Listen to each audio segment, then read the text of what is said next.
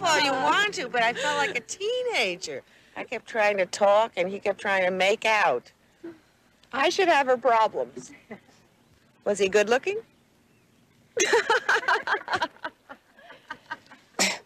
Well, I think Nicky makes a very good point, Helen. You were worried about your image and how you were supposed to feel, instead of how you really felt about him and what you wanted to do.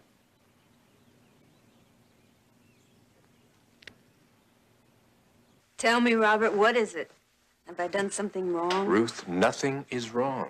Then why are you avoiding me? I've been very busy, as I am right now, so we'll discuss it later. Okay?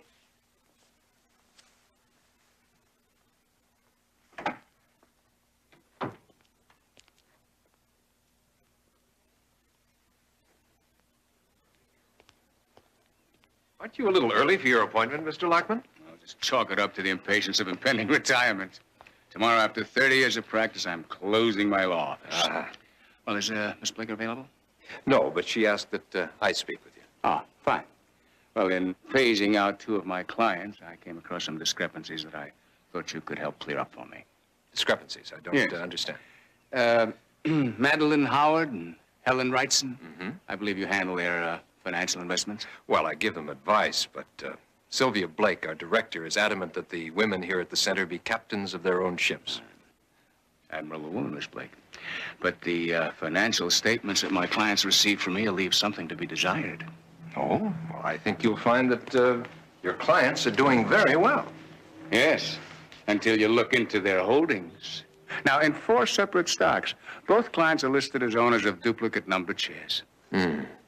Well, I'm sure you'll find that's nothing more than a clerical error. Well, I can understand duplication in 1 entry, but not 4. Now, you'll save me a lot of trouble if you just let me see the actual certificate so that I can confirm that my clients do own the shares that they paid for. Well, it's going to take me a little time to dig those up because the stock certificates are in a safety deposit box. All right, just have them by my office later today, yeah? It's important that I have everything wrapped up by tomorrow. Very well. Thank you.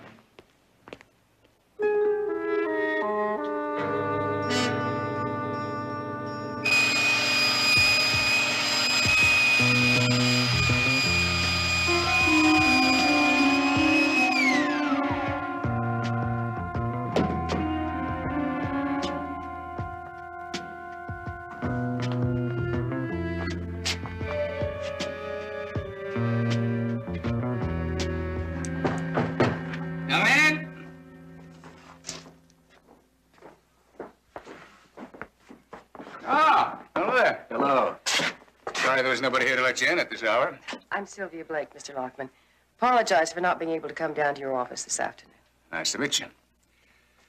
Well, did you bring the securities? Oh, yes, right here. Okay. This should clear everything up.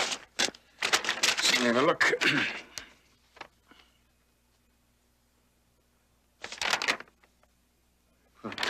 This is just a list. I mean, this is no better than the one I have in my den.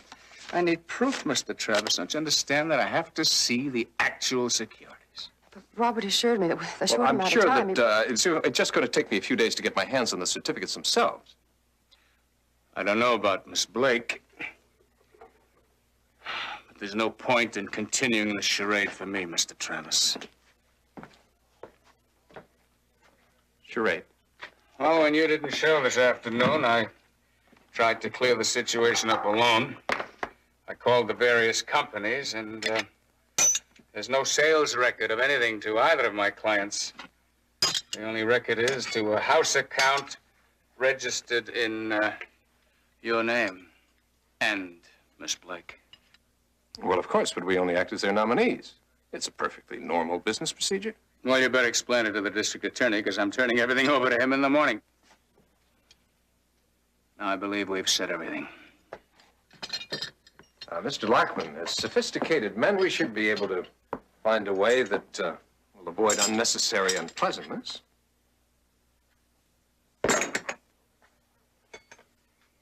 I mean, oversights happen, but we'd be willing to share the benefits that came with this particular mistake. Are you trying to bribe me? Just trying to find a mutually beneficial solution. I think you better leave. Both of you. Out. Out.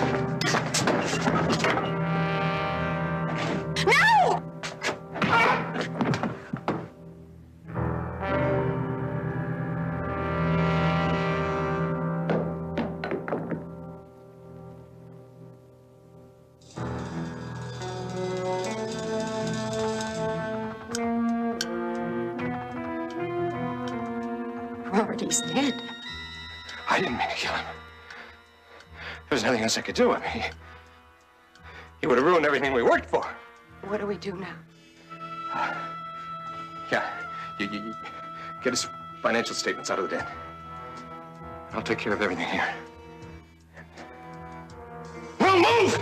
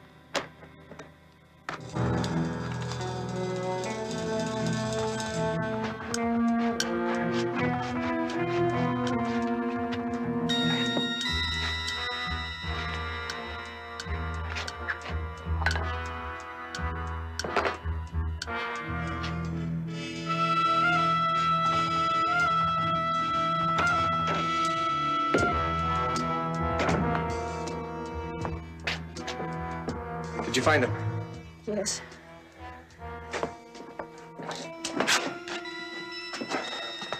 What are you doing? Making it look like an accident. He was caulking the underside of the boat. One of the braces gave way, and it fell on him.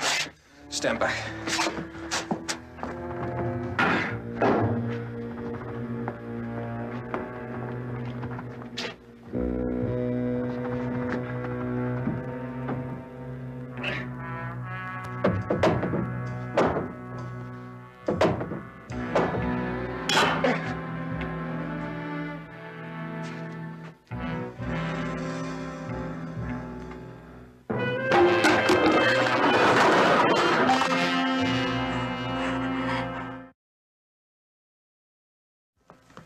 Your father must have loved boats. We used to sail every chance we could. Please, Mr. Jones, will you help me? Rita, I don't know if I can. From the look of things, I'm inclined to go along with the police report. It was an accident. Your father was under the boat, working. He tried to move some of the shoring, and the boat fell on him. But it didn't happen that way. There wasn't any reason for Daddy to be under the boat. He'd already finished the rough sanding, and I was going to do the caulking. Daddy couldn't. He couldn't? Why not? He was allergic to the caulking material. He broke out in hives bigger than tomatoes every time he tried to caulk the boat. Well, now, you know, there's nothing that upsets my stomach more than dill pickles. Yet put me down next to a hot pastrami sandwich, and I still reach for the pickle. Daddy was hospitalized last year. They warned him another allergic attack could be fatal. From what you told me about your father, he didn't sound like the kind of a man who would ignore that kind of medical advice. Then will you investigate his murder, Mr. Jones? I'm not ready to call it a murder. But there is a question here that ought to be looked into.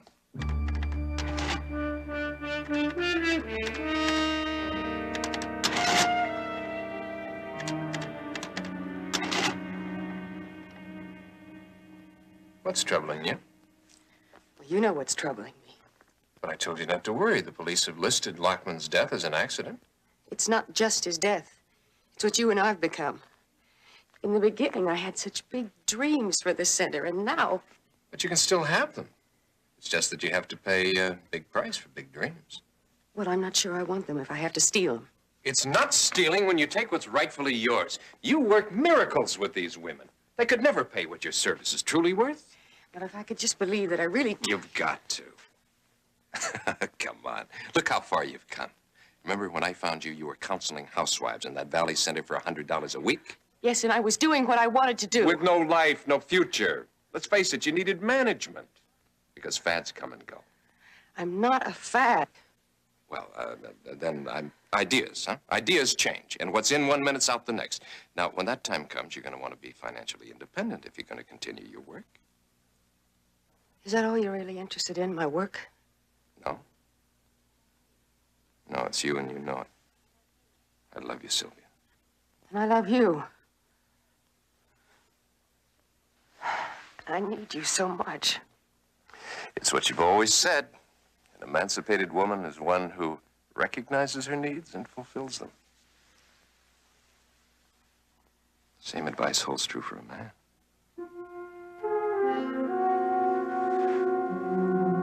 Thank you.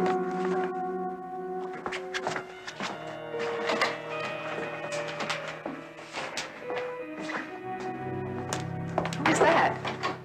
I sent for the autopsy report on George Lockman. Did you find out anything at his office? Nothing of any help. No evidence of swelling in the upper respiratory tract. No edema. Normal level of histamines. Could you explain that? Yeah, that means that young Rita Lockman may be right. No elevation of the histamine level means there was no allergic reaction before he died. Well, then he couldn't have been caulking the boat. Not with oakum, he couldn't.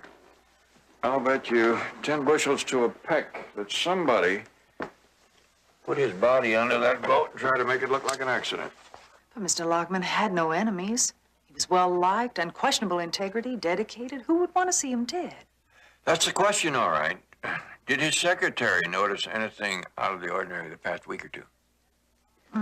No, but she let me borrow his appointment book, but everything looks all right. These names in here, are they just clients? Yes, all but one. Sylvia Blake. Sylvia Blake, she's the girl from the feminist movement? She's the woman from the Female Consciousness Center, Barnaby. What business did Lockman have with her? Well, the secretary didn't know, but she thought possibly one of his other clients, Madeline Howard, might know. After her divorce, she attended Sylvia Blake's center.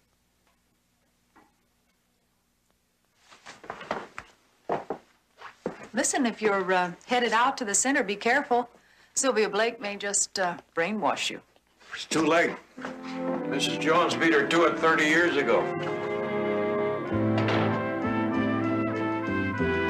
I've been investigating the death of an attorney, Mr. George Lockman. He had an appointment with you the afternoon before he died. An appointment? I'm afraid I've never met him, Mr. Lockman. Funny. Wonder why he'd have your name in his appointment book.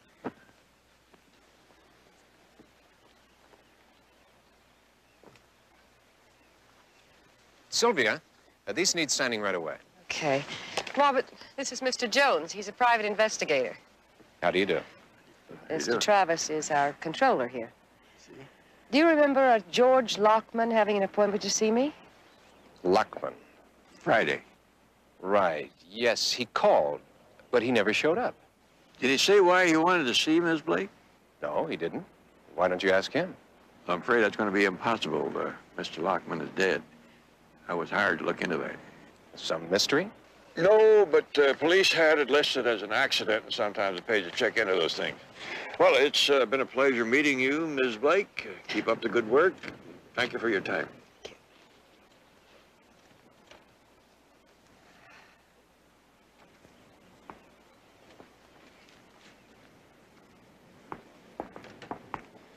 Robert, I waited for you until midnight last night.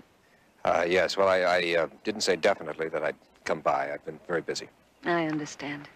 I know what a strain you must be under. Else, why would you have told that detective you hadn't seen Mr. Lockman when you know he was here just last Friday? Oh, Robert, we do need each other, don't we? Yes. I suppose I have been neglecting you. But no more, Robert. Hmm?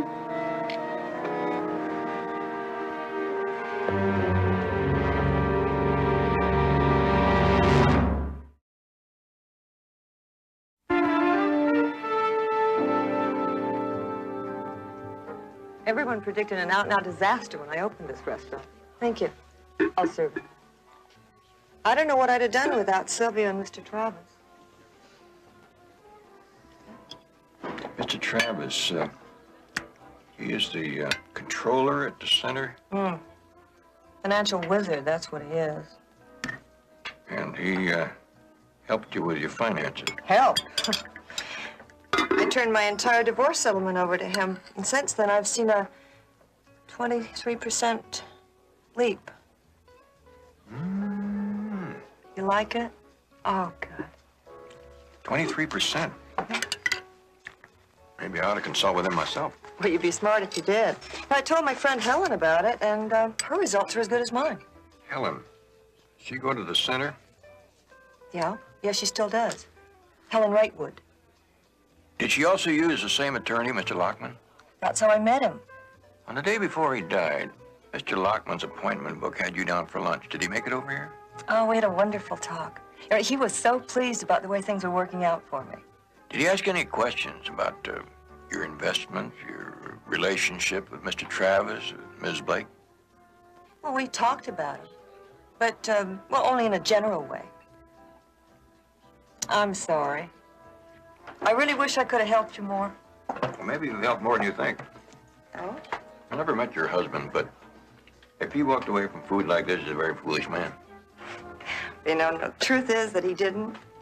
He still comes by here for dinner at least 3 times a week. I believe it. Thank you. Enjoy your lunch. Thank you. Bye. Ruth heard me lie to Jones. She saw Lockman the day he was here. I don't like it. I don't like this either.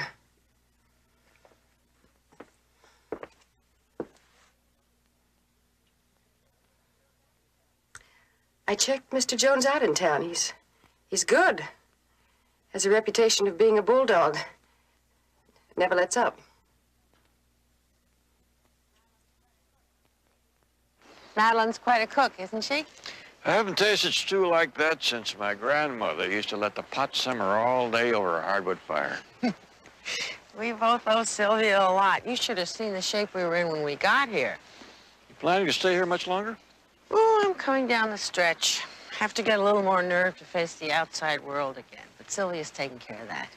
Well, I understand Mr. Travis is taking care of your finances. You should see my last statement. I'd like to. That is, if it isn't too personal. Why not? I'm sure you wouldn't mind. What for? Not that I mind, of course. Well, Ms. Wrightwood said she didn't mind. I'm just wondering why you wanted to see her financial statement, that's all. Well, I think I may have found the reason why Mr. Lockman intended to see you that day. Thank you. He had a talk with both his clients, Ms. Wrightwood and Ms. Howard, about their investments. Well, they could have shown him their own copies. Perhaps that's what happened. He saw their copies and decided not to come all the way out here. It's very impressive. You're quite a money manager, Mr. Travis. Well, we're all very grateful to Robert. Financial success helps a woman have much more confidence. It doesn't hurt a man's confidence either. Well, you know this area. Is any place out here Mr. Lockman may have decided to visit on the day he intended to see you? I don't know. Why do you ask? Well, there's a filling station down the way here that has a credit card receipt for some gas that he bought on that day, and I was just wondering where he went. It depends upon what he liked. There's hiking, boating, lots of scenery to look at. Well, I had the impression that Mr. Lockman intended to view the scenery from the deck of his boat. Now, you'd think he'd hurry and finish his business so he could get to it, wouldn't you?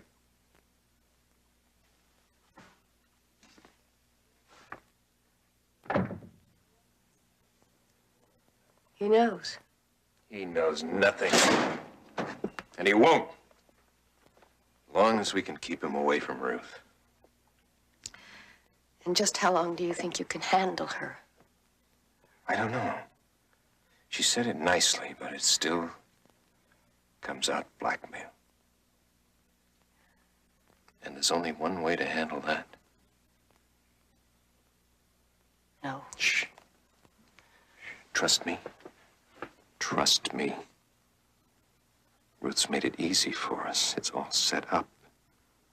Where? And how?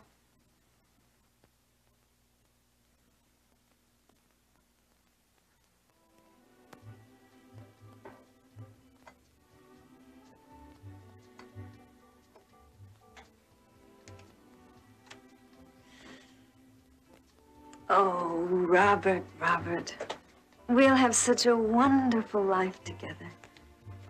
As soon as we leave this place, just the two of us. I have plenty of money. We can travel. We can do the things we want to do. It'll be great. You'll see. Reality looks a lot different in daylight than it does by candlelight, my darling. Mine doesn't. Not as far as you're concerned. Do you know that's the only reason I stayed here so long? To be near you. You mean that? I never meant anything so much in my life. Well, I might believe you if you got me another drink. I'll get more ice.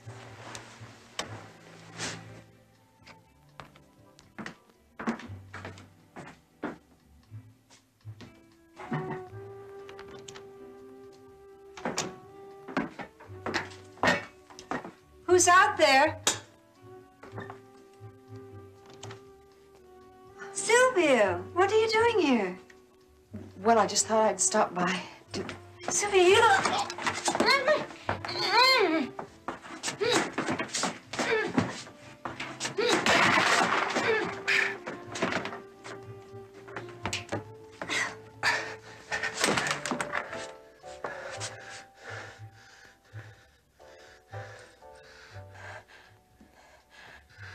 Get our things together. There's still a lot we have to do.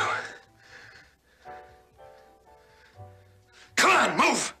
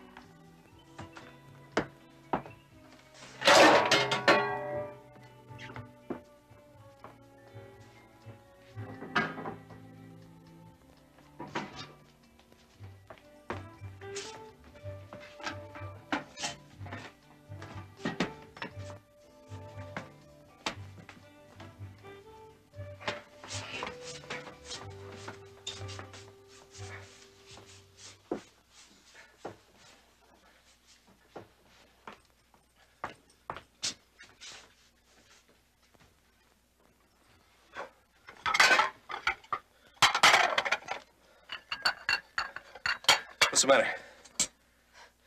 The killing. It's getting easier, isn't it? We did what we had to do, no more, no less. It's over now, so forget it. You bring the car around, then you help me finish up here. Come on!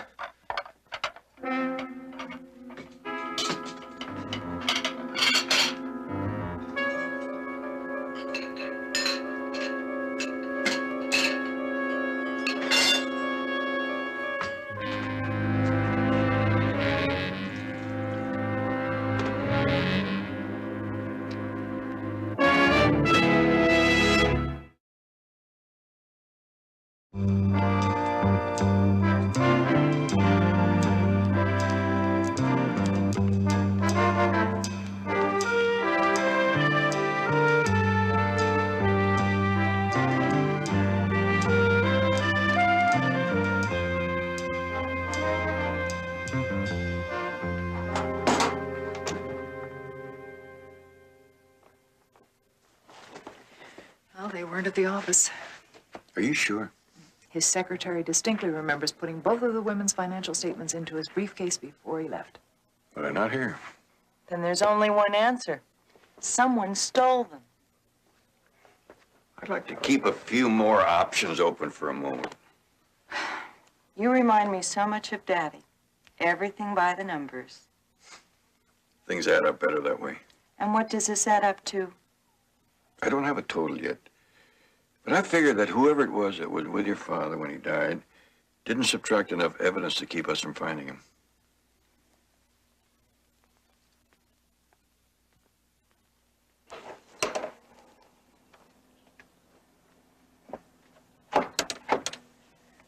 Barnaby, you sound as though you're convinced that Lockman was murdered. Well, I can't be positive, but I got a feeling there was something in those statements that sent Lockman out to Sylvia Blake's center. I still can't believe that Sylvia Blake is involved. Well, I could probably prove it to you if I knew what they were up to. But without those original statements, I'm in the dark, and there's no way for me to get a look at them. Right. For you, there isn't. Meaning? Oh, just that I've always wanted to take some courses out at Sylvia Blake's. Forget it, Betty. Barnaby, they don't know me out there. No, it won't work. Besides, it's too dangerous. If they kill Lockman, they wouldn't hesitate to kill again if they had to. It's the only way. So I'm the only person who can get those files for you. No, Betty. Barnaby. Absolutely no.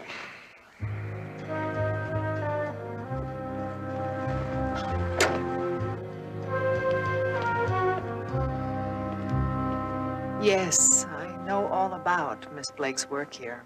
I read her book on a plane to Italy last month. You've been traveling. For a while, after my husband's death.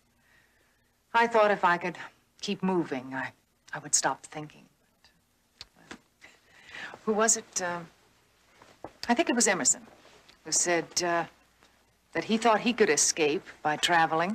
The only problem was that he kept running into the same person when he got off the boat, himself. That can be good or bad, depending on how we feel about ourselves.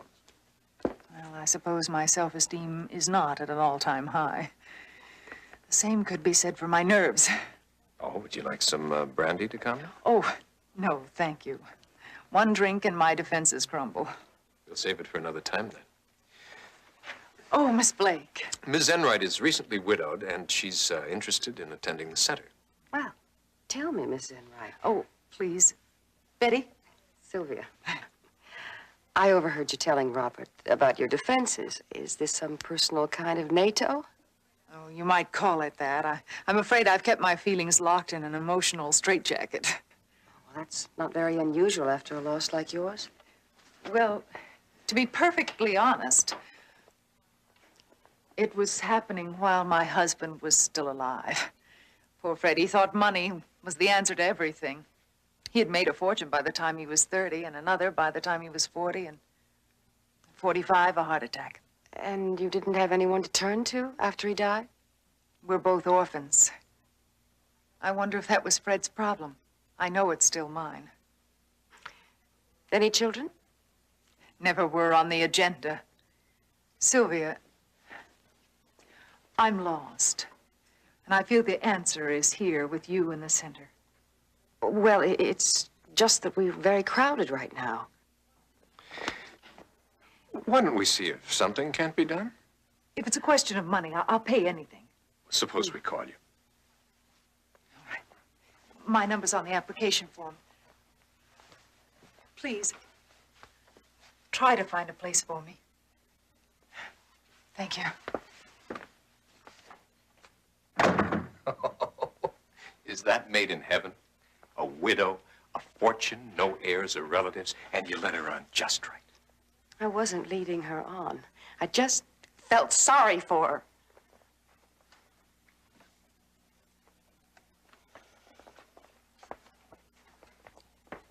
Bob, you said that we would get out just in time.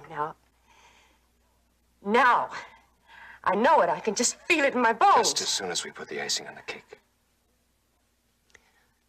What do you mean? Betty Enright, our last hurrah. And then we're through. I promise.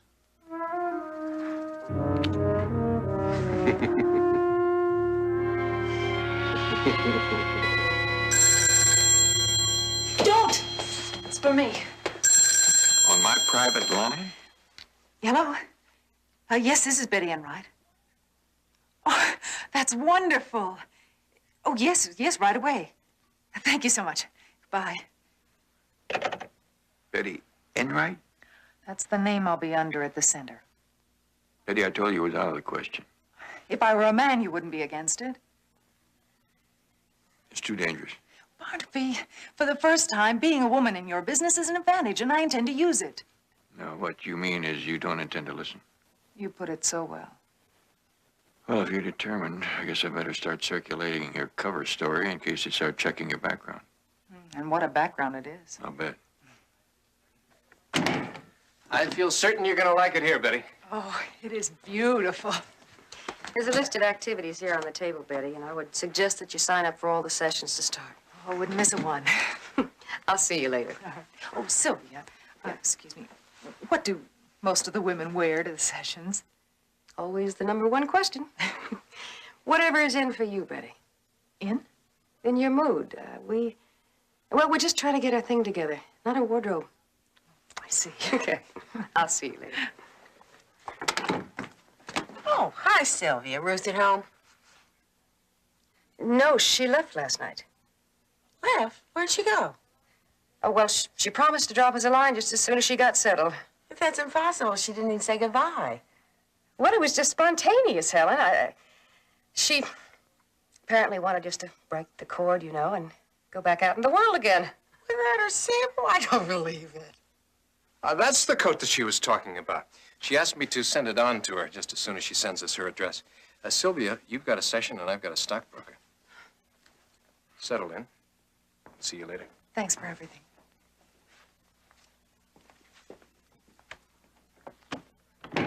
Hi, I'm Helen Wrightwood. Can I give you a hand? Betty and Wright, I'd appreciate it. Thanks. Could you? Yeah.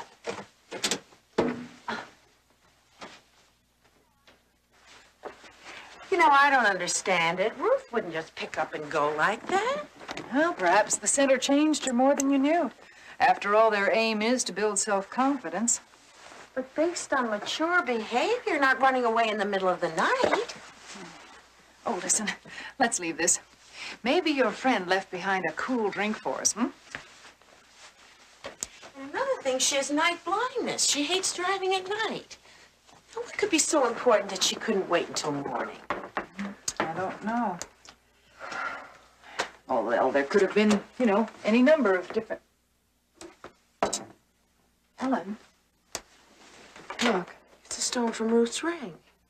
Are you sure? It's her pride and joy. She calls it her emancipation gift to herself. Well, there must be some explanation. Betty, something's wrong. She confided just about everything to me. She was having an affair with Travis. Now, if they had a fight, that would explain her leaving in such a hurry. But it doesn't explain this.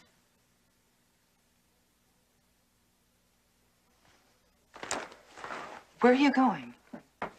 To find Sylvia and get some answers. Helen, if something is wrong, remember, Sylvia and Mr. Travis told you that she left. Don't you think that we'd have a better chance of getting to the truth if you kept your suspicions to yourself for now and until we find out more about Ruth's disappearance?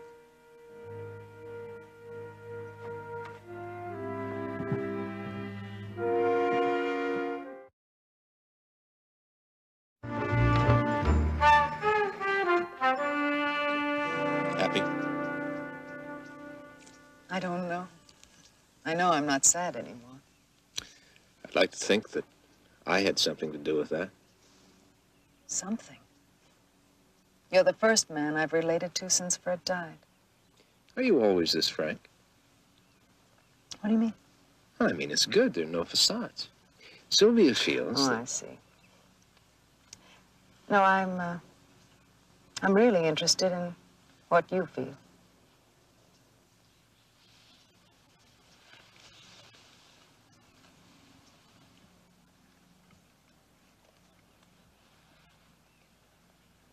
I didn't offend you. Oh, you just shook me up a bit. Right down to my bootstraps. Robert, please, I'm getting confused. Is that bad? No. It's the nicest feeling I've had in a long time. But Well, what's wrong? well, if you'll just give me some time, I'll think of something.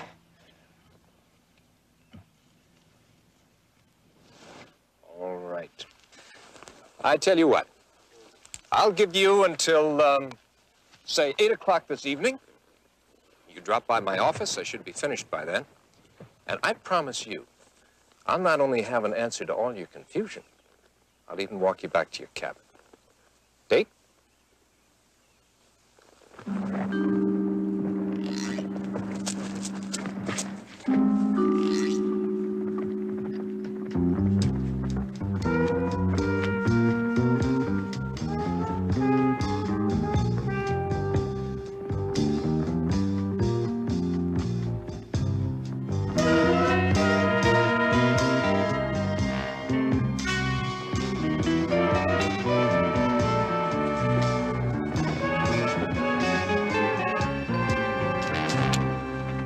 You're 10 minutes late. 5 more minutes and I'd have come in after you. I'm sorry, Barnaby, but I'm afraid this goes a lot deeper than we thought. One of the women here, a Ruth Granger, has disappeared. Or at least so a friend of hers thinks. What made a friend suspicious? Well, Ruth left behind a diamond as big as an egg. I'm sure she wouldn't have left without it. And yet Travis and Sylvia say that she left on her own. Okay, I can check that out. But I'm taking you out of here. Travis is beginning to check you out like the prize heifer at a county fair. He tried that in person, too. But Barnaby, I can't leave now. I'm so close. He's invited me to his office this evening. Betty, if the Granger woman is missing, that makes 2 people who may be dead. Please, Barnaby, don't make me leave. I know I can get those files. And without them, it's just so much circumstantial You don't have to explain to me the rules of evidence. What time does Travis expect you? 8 o'clock. Are you going to let me do it? Yeah, but not alone. I'll drop by at 5 minutes after 8.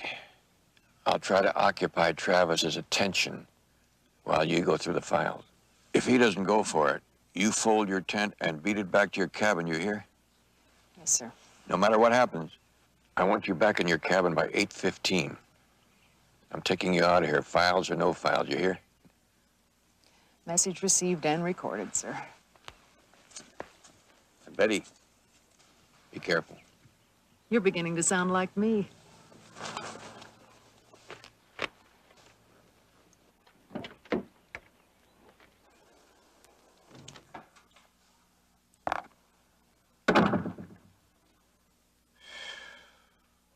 Betty, you look wonderful. Here I thought investment counselors were only interested in numbers. Not always. But there will be one happy woman tomorrow when she gets a look at this statement. I heard the women say that you're a financial wizard. I don't know about that, but the numbers in these portfolios all seem to be going in the right direction. But I don't want to bore you with talk about money. Oh, it's not boring. Frankly, I don't know the first thing about finances, except I write a check and get what I want. I'm afraid I keep my finances in a bit of a scramble. Uh-huh. Well, first thing tomorrow, I'll see if I can't reorganize things for you. And tonight? Well, for starters, there's a spot overlooking the lake I'd like you to see. Mr. Jones, I'm afraid it's a little late. You'll just take a minute, Ms. Blake. I just want to speak with Mr. Travis. Excuse me. Mr. Travis isn't available right now. I'm sorry, Ms. Blake, but it's very urgent that I talk with Mr. Travis right away. I told you, Mr. Jones, this is my center. Whatever you have to say, you can say to me, or else you can wait until tomorrow and make an appointment. No, ma'am. There are some things that can only be said man to man. Betty, I have to speak to someone. Oh, I understand. It's all right. No, it isn't. Won't take long. I'll come to your cabin. I'll be waiting.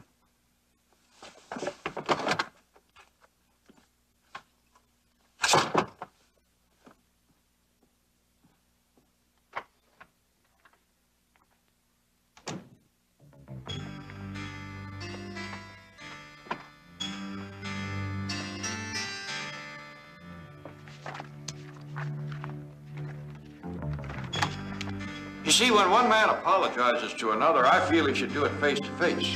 Well, if there's any apology owed, I think it's owed to me. Well, I'm sorry, Ms. Blake, but Mr. Travis being a man, I'm sure he understands how I feel. I might understand a little better if you got on with it, Mr. Jones. Well, I must confess that when I first came out here, I thought you two were lying to me. Lying? About what? About Mr. Lockman's failing to keep an appointment with you. Matter of fact, I thought you might have even gone out to his place and maybe even killed him. How absurd.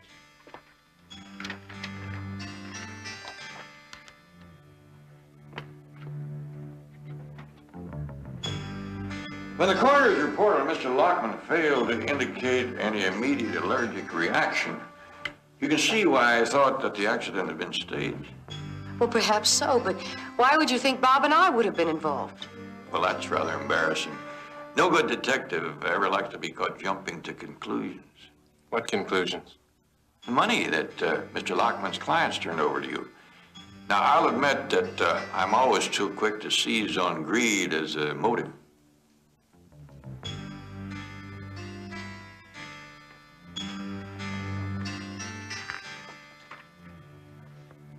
You said yourself, check with the ladies, and I'll swear that no man ever got a finer recommendation than you did from Ms. Howard and Ms. Wrightwood. I'm glad to hear that.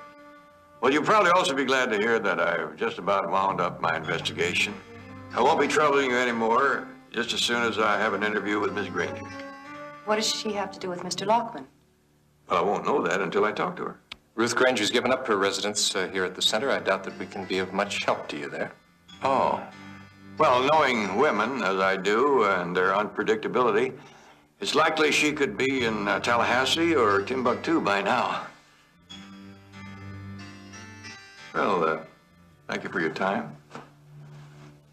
And once again, my apologies.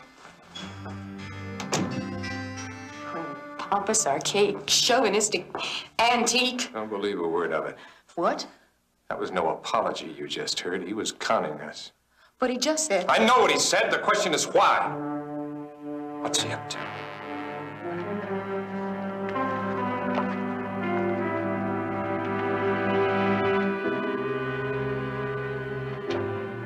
Come on.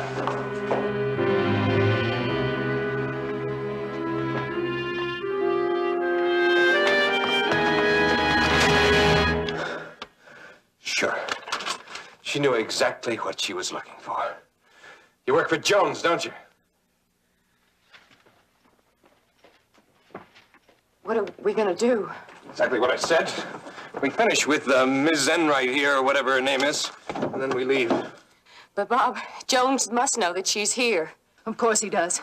It will do you no good to kill me, you know. Barnaby already knows that you killed George Lockman, and that Ruth Granger didn't leave here of her own free will. Please, let's just give it up now. No. If Jones had proof, he'd have gone to the place long ago. We could be long gone from here before he comes back for her. Okay, let's go. And just remember, I won't need much excuse to use this. Hold it, Travis. It's all over. It is for her if you make another move. Miss Blake, tell him to let her go. I've already contacted the police. There's no chance for you to get away. Travis. Benny!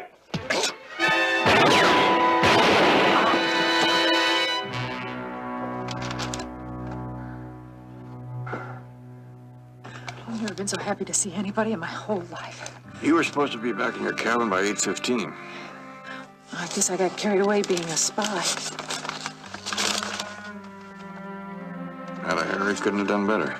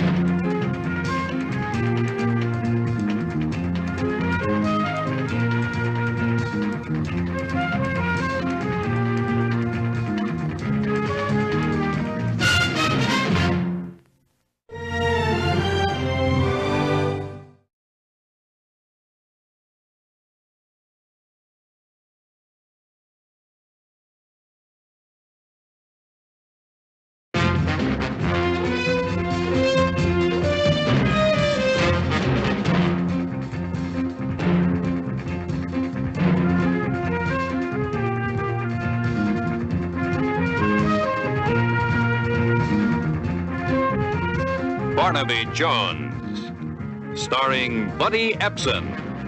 Also starring Lee Merriweather, with guest stars Penny Fuller, Michael Callan, Wayne Tippett,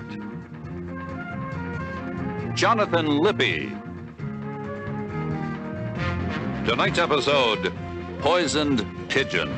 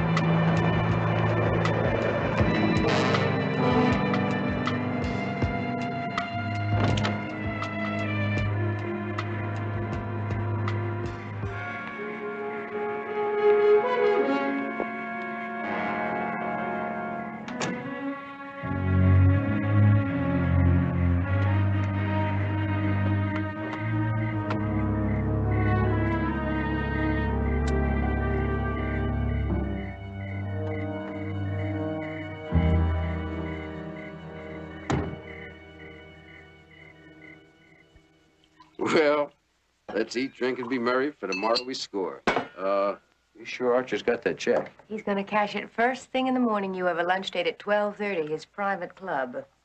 You know, for $200,000 cash, I'd meet him top Mount Everest. Oh, no. Remember, Article 1 of our business agreement. Okay, let's drink to the copper shortage. Long may it last.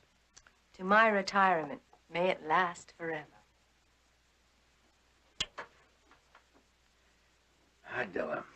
You know, you're breaking up the hottest team going. Sorry, Tim. We agreed. When I got my half of the money, it's arrivederci. Yeah. What are you going to do to yourself when you get bored traveling? Something old-fashioned, like find the right man, get settled down, and become an unliberated woman. A very heartwarming story. Jim, what are you doing here? I followed you here from the restaurant. Well, surely you don't think we are... I know what you are. Con artists. I've been listening. Oh, look, I don't know what you heard, but, Why, Della? I thought we had something very special going together. How could you do this to me? Jim, I can explain. Explain what?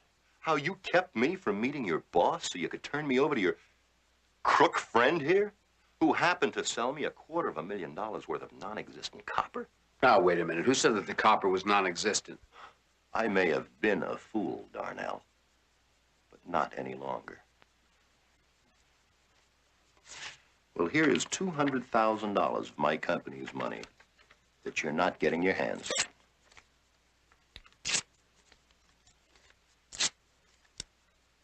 I'll let the police worry about getting my down payment back. Okay, you want to use the phone? Go ahead. Call the police. Just, don't get upset when we sue for false arrest. Oh, yes, that can be very expensive, Jim. I have to admit, you two pull a good bluff, but not good enough. Well, just, trying to save you money and embarrassment, friend. I can handle it. What is your wife going to say when she reads those lurid headlines about you and me, darling? Oh, yeah, I'm sure that the newspapers, be glad to pick up on a story like that, huh? And after all, your wife is your meal ticket, isn't that right? I can handle my wife. After you two are in jail.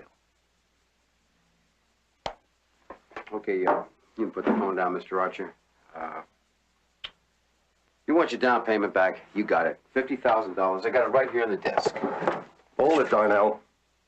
I'm making the phone call. Come on, will you put the phone down? I'm just trying to square things.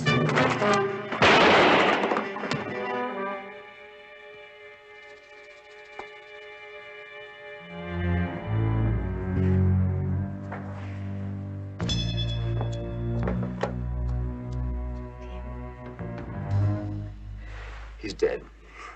We gotta get out of here now. Oh, look, hold it a minute. Will you just let me We think? can't con our way out of murder. Look, We blew most of the 50,000 just trying to set this thing up. Now, if we let the air out now, we got nothing. He's dead. That's no time to worry about money. Don't panic on me. Don't panic on me. Look, we can still save this setup. You still got the other Mark, Wade Swanson? Yes, but what do we do with the dead man in the meantime? Yeah, we can make it look like he split town with company funds and one of his chicks, because everybody knows that he fools around. You want your Roman holiday, you're gonna have to stick with me. One more time. That's the latest photograph I have of him. Thank you. This is a very small car, or is your... He's that tall. 6'4", and he weighs 230 pounds. You say your husband has been missing for 2 weeks, Mrs. Archer? Mm-hmm. When he didn't show up, someone had to take over. I guess I'm a little out of touch with running the business. And your husband ran the business up to now, is that it? Mm-hmm. Ever since my parents died. Before that, he was plant superintendent. Everyone said he was after my money, but he was just too stubborn to listen. What did the police say about your husband's disappearance? I haven't spoken to the police. I don't consider my husband a missing person. How do you consider him? He's gone off with another woman, Mr. Jones. He used his credit card to buy 2 one-way tickets to Honolulu. What makes you so sure he took along a female companion? Jim's a philanderer, Mr. Jones. Lipstick on collars, late hours, tangled alibis, you name it. Well, finding errand husbands isn't exactly my line of work. Well, there's more to it, Barnaby. This errand husband took $250,000 in company funds with him. Here's a canceled check for $50,000. Signed and endorsed by my husband. What happened to the other 200,000? Well, that check hasn't surfaced yet. But according to the accountant's records, it was also made out to Jim. You did issue a stop payment order. I most certainly did. I don't know why he's done this. I think I've always been a good wife. Anything that Jim ever wanted, he could have just for the asking. Will you help me, Mr. Jones? Depends on what you want. Your husband or the money? My husband. You know, in spite of all of this, I still love him. Is it the wrong thing to say? No, Mrs. Archer, I think that was the right thing to say. Betty knows I'm a sucker for a love story. I'll see what I can do. Thank you, Mr. Jones.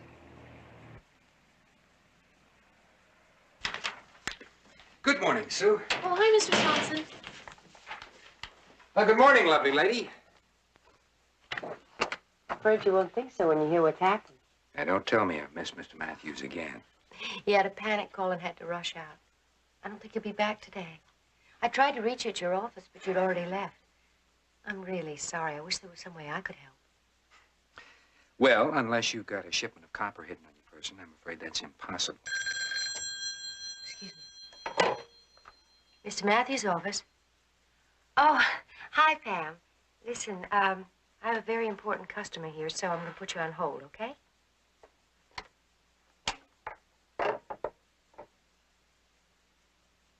I probably shouldn't be telling you this, but I don't want to see you get hurt. It's my company that's hurting, Della. Bad. Our copper inventories are completely gone. You've got a life preserver, toss it. Well, Mr. Matthews was outbid on that copper shipment I was telling you about. You mean he's not going to get it after all? I'm sorry. And he's as disappointed as you are. Well, who outbid him? I don't know why. If it was another broker, maybe I could buy from him. Is there any way you could find out? I could try. Where can I reach you? I have a meeting in San Diego all afternoon, but I'll be back for dinner. How about meeting me at the Shapier around 8? Oh, now, you don't have to wine and dine me, not after all those lunches. Now, look, back home in Nebraska, the customer is always right. Okay, customer. The Shapier at 8. Della, you get that copper for me, and I might even marry you. Oh, be careful. Some girls keep trousseaux in their desks for just such occasions.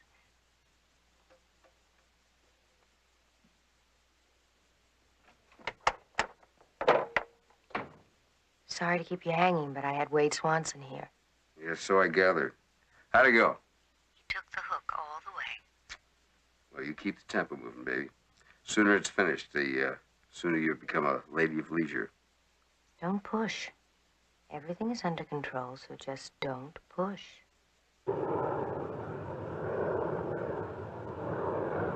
Nice little gadget, the computer.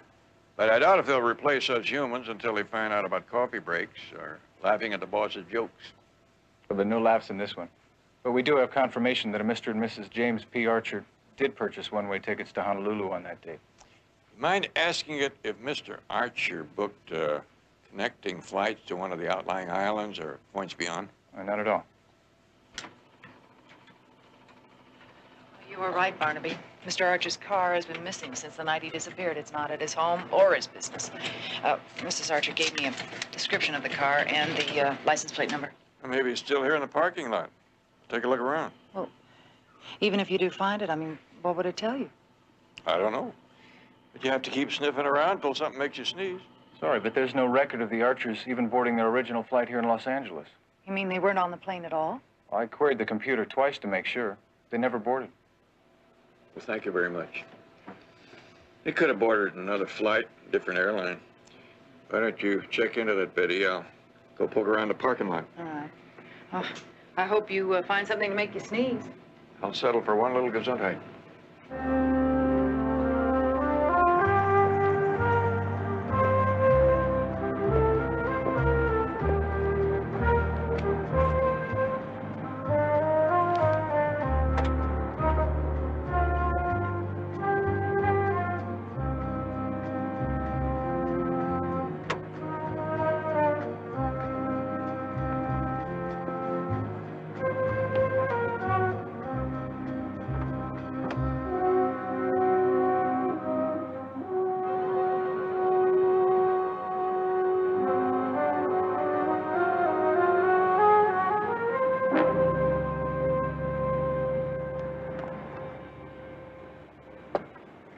How'd you do with the computer?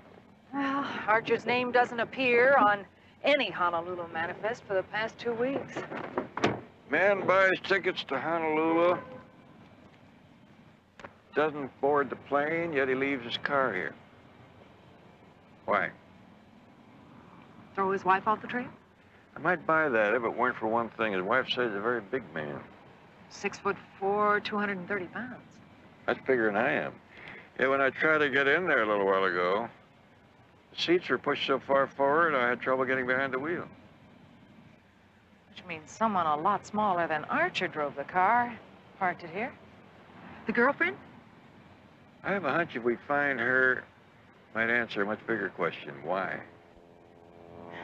The trouble with this business, there are always more questions than answers. Well, the answers are there, Betty, but it's like eating French food. You have to dig down through the sauce to get to the meat.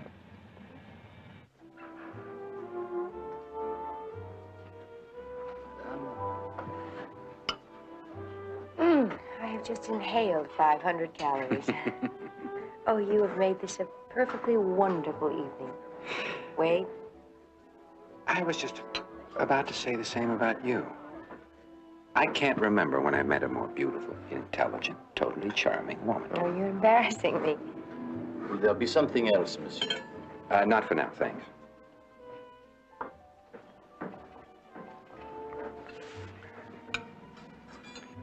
What would you like, Della? Oh, I have more than enough, thank you. No, gift. Something to repay you for setting up that meeting with Tim Darnell. I'm being repaid right now. This is the closest thing to a real date I've had since... Since when? Well, truthfully, since I lost my husband 8 months ago. I'm very sorry, Della. Those aren't empty words. I lost my wife 2 years ago. I know what you're feeling. And you do know, don't you? I also know life goes on. You make it sound so simple. I can prove to you how simple it is. If you'll let me. I'd like that, Wade. I really would. Miss Madison? Yes? Telephone. You can take it up front. Excuse me. If it's a man, hang up and hurry back.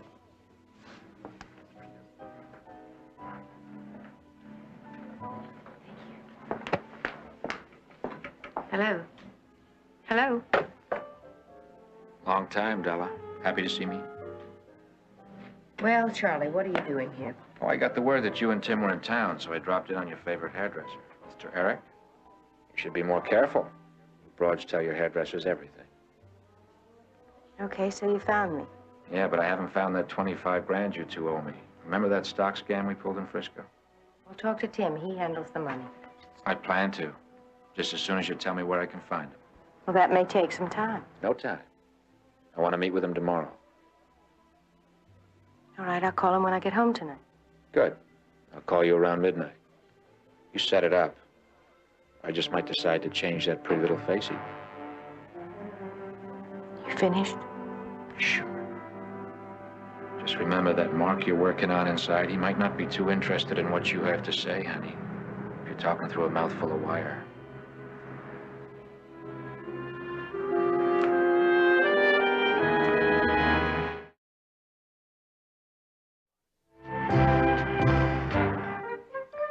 Well, I'm forced to agree with you, Barnaby. Look at the 2 R's in his last name. You notice how he made them on the check, then here on the credit card receipt. They're not the same. And there's also the slant of the H. Well, coming from the best man I know on curlicues, scribblings, and scrawlings, that's good enough for me. That's an excellent forgery. Whoever signed that credit card was not James Archer. The signature on the check is genuine. Yeah, undoubtedly, but we have to find out now is who paid for the airline tickets. Well, thank you very much, Dave. That's one I owe you. Anytime, Barnaby. Mr. Darnell? Yes, yes. Wade Swanson. How you doing, Wade? Morning. I certainly appreciate you taking the time to see me, Mr. Darnell. No, hey, call me Tim, will you? Listen, I'm afraid I'm not going to be able to help you. Well, Miss Madison said that you got some copper. Yes, yeah, I know that I had some copper for sale. Well, that's not quite true. Have a seat, will you? Right, thanks. A little coffee? Yeah, please. See, my half of the deal has been committed for some time. My partner was one who was looking for a buyer. Unfortunately, between the time that I called Miss Madison, well, he made the sale. And, gee, I'm sorry. I guess you made the trip for nothing, huh? Mr. Darnell, Tim, suppose I were in a position to top whatever price you've been offered. Well, look, I'd really like to help you, but would you excuse me for a minute? Yeah, sure. Hello. Yeah, Lloyd. What is it? What? Listen, I hope you're kidding, because I'm not laughing. I hope my timing was right. Is Wade there? Yeah, you'd better believe it, Lloyd. He must be hanging on your every word, so go ahead, do your number. Well, that's tough, Lloyd. That's really tough. I mean, I get a chance to double our money, and you're welching on me. And that's exactly how I mean it. You believe it. Summa cum laude in economics. He blows a $250,000 opportunity for me because he goes out and overextends himself buying stocks on margin. The opportunity. That's the copper shipment you were talking about? As a matter of fact, it was.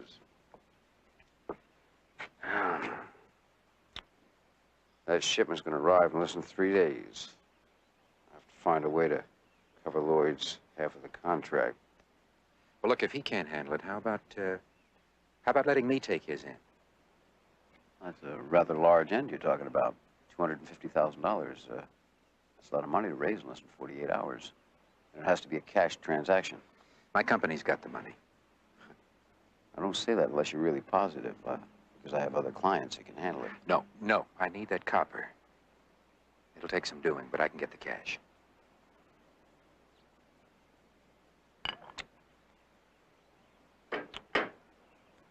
All right. I'll give Lloyd a call, and I'll see if I can get him to transfer his part of the contract over to you. It may cost you an extra 10% for him. That won't be a problem if I get that copper. You just call him back. I better get moving. I have a few bankers to talk to. All right, Wade. Listen, I like your style. Chances are this could be start of a very profitable partnership. I'll be in touch by the end of the day. Okay.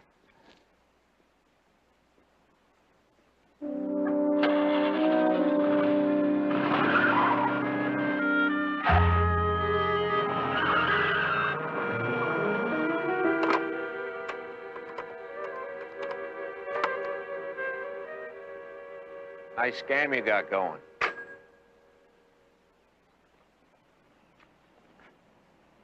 Very nice. How you doing, Charlie? Della said you weren't coming by until tonight. Well, I don't take chances anymore after that disappearance act in Frisco. There's my 25,000.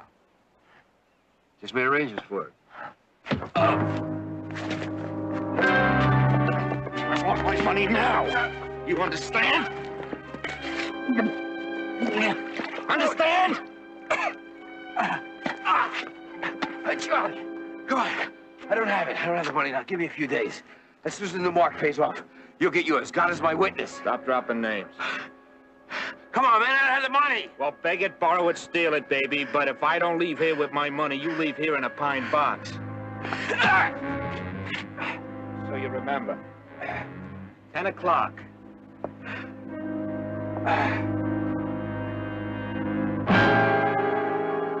Very interesting, Mr. Farrow. She'll never hang in the Louvre, but I do make a comfortable living at it. You can relax, Jenny.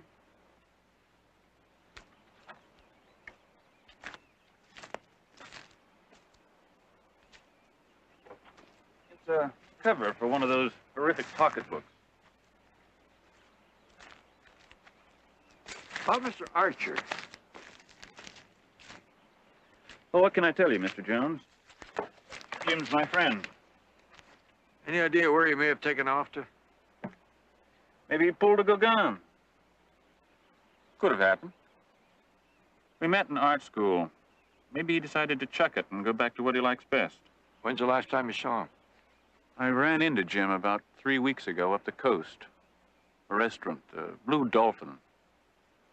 He did have a young lady with him. Young lady have a name? Della. He didn't mention a last name. What'd she look like? Mid-20s, about 5'5", reddish-brown hair. Terrific figure. An executive secretary, I think Jim said. Why don't you draw on this blank? Think you could sketch me a picture of the young lady? Well, if I can't, Mr. Jones, I've been taking money under false pretenses for a number of years. Her name's Della Madison. She's a Gershwin freak. Most chicks her age never heard of Gershwin. There you are. Thanks. When's the last time you saw her in here? 2 weeks, 2 days, 22 hours ago. You have quite a memory. That's quite a chick. Sounds like she, what's the expression, turned you on. That's the expression. One look at her and it's fly me to the moon time. Looking for a friend of hers, James Archer. Ever seen him before? 2 weeks, 2 days, 22 hours ago. They always came in together. Once, just once, I wish he would have come in alone. You figured on, making a play for her? Not with that dude around. He's big enough to rattle King Kong off the Empire State Building. You impress me as being resourceful enough to work around an obstacle like that. Well, I did get to her front door once, but my resources ran out. I'm very interested in hearing your front door story.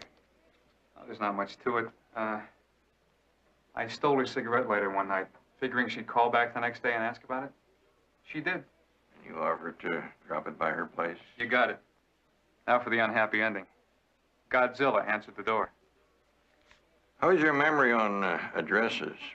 Getting better. 126 Loma Vista, apartment 10.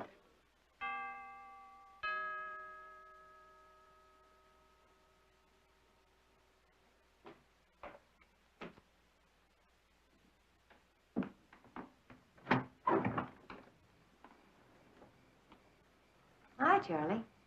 Come on in. you, honey.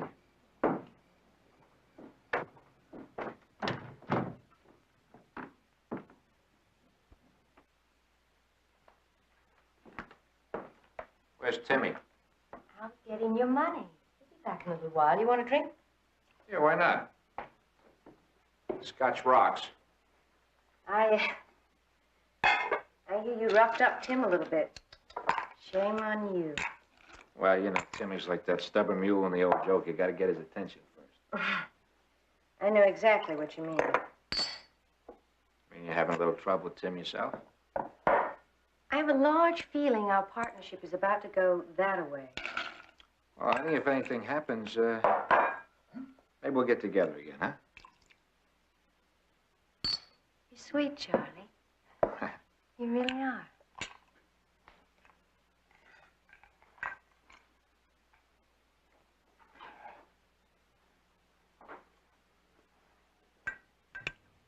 Come on, dance with me. Where'd Tim go to get the money? Oh, forget Tim. Come on, Charlie.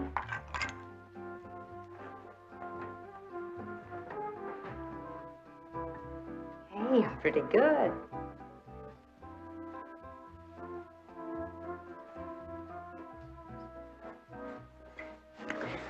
Oh, honey, don't get cute. Come on, give it back. Tim wants to have a few words with you first.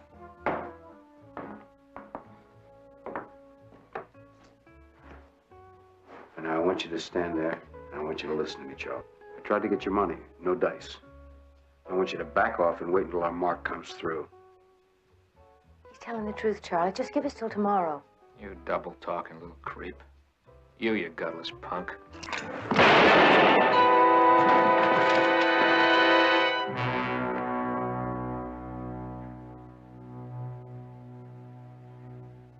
Phil, look, I didn't mean that. I only tried to scare him. What's happening to us? Look, they're always this, baby. I mean, we both knew that going in. All I know is it used to be small-time cons for kicks and rent money. Now it's... Don't blame me, Del. Don't blame me. No, it's only me for letting myself be a part of it. I didn't want this to happen any more than you did. I mean, you know that. I mean, it was his fault. I mean, brought it on himself, Charlie did. Look, honey, there's only one way we can get out of this. We got to get money. Just hang in with me, will you? Because there's only one way I know to get it. Hang in, please, just a little while longer.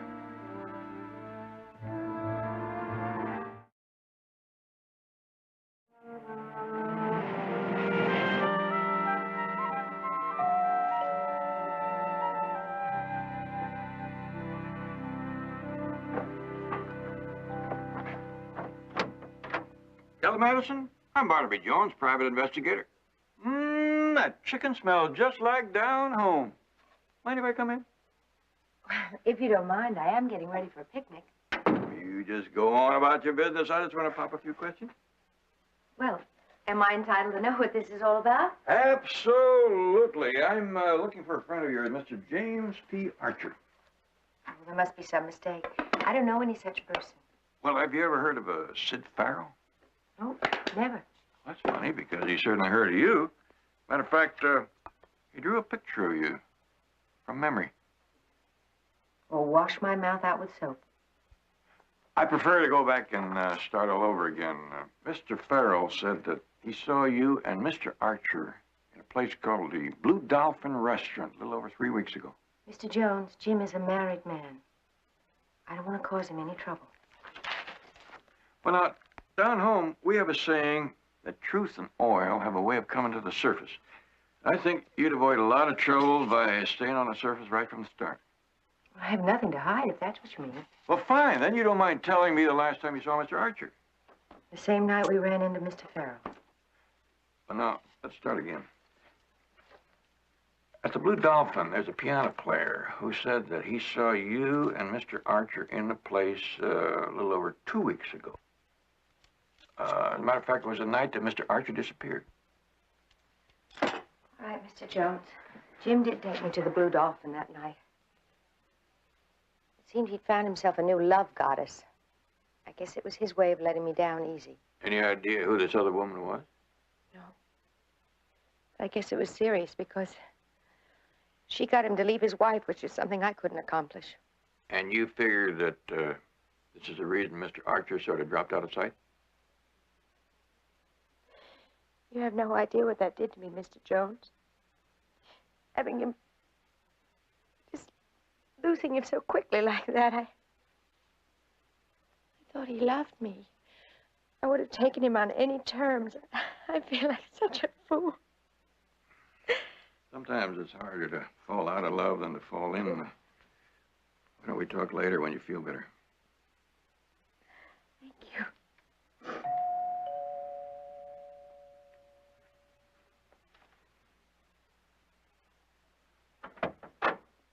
Hello, lovely lady. Ready? Wade, this is Mr. Jones. Barnaby Jones. I didn't get your last name? Swanson. Wade Swanson. You look familiar. Are you in the sporting goods business? The components, WS Electronics. Oh, must have been mistaken. Well, have a nice picnic, you two. What was that all about? Nothing, Wade. Nothing to worry about.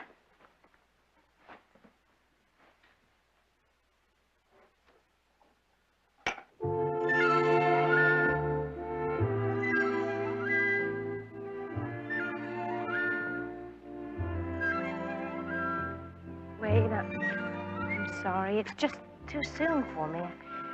We don't know enough about each other. I couldn't care less. You would later, believe me. Okay. Everything up front, then. We tell all. Only I get to go first. No, let me begin. Because once you know... Della, please. I have to get something off my conscience before you start. It's very important. Wade. I lied to you. My company doesn't need copper. It needs money. With copper in short supply, I'd hope to sell it to speculators at a profit. What about the $200,000? I thought I could raise enough to cover the option, but turns out my creditors even have creditors. Afraid I bit off too large a bite. You mean you're broke? Not a sou. But they say a poor man's love is the strongest.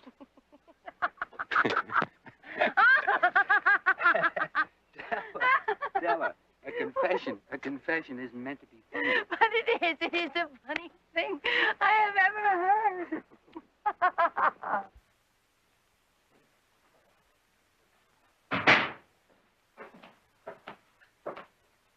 Oh, I'm glad to see you back.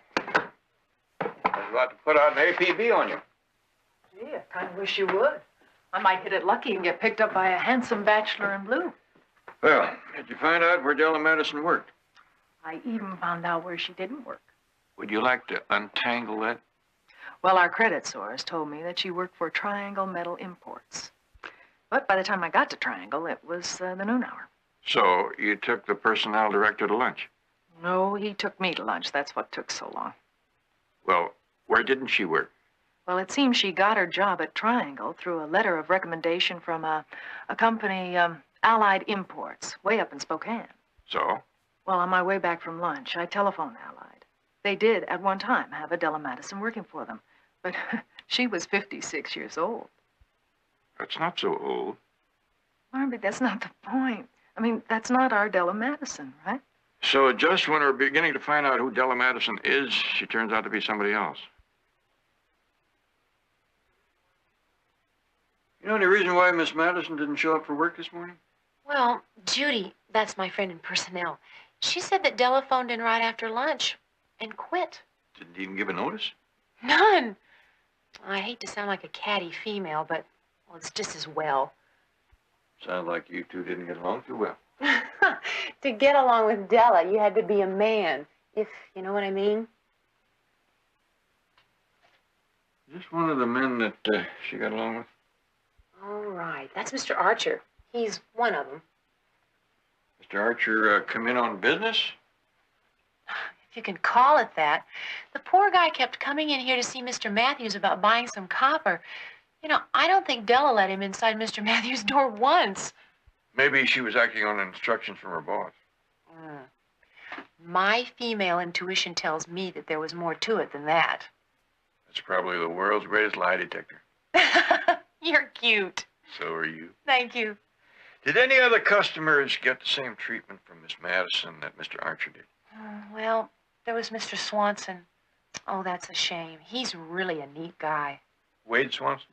Yeah, that's him. Well, thank you very much for the information. Okay. Now, if you will point me in the direction of the personnel office, I'd like to get a picture of Miss Madison. Okay, go out the door and turn right. You're welcome. Bye-bye. Bye.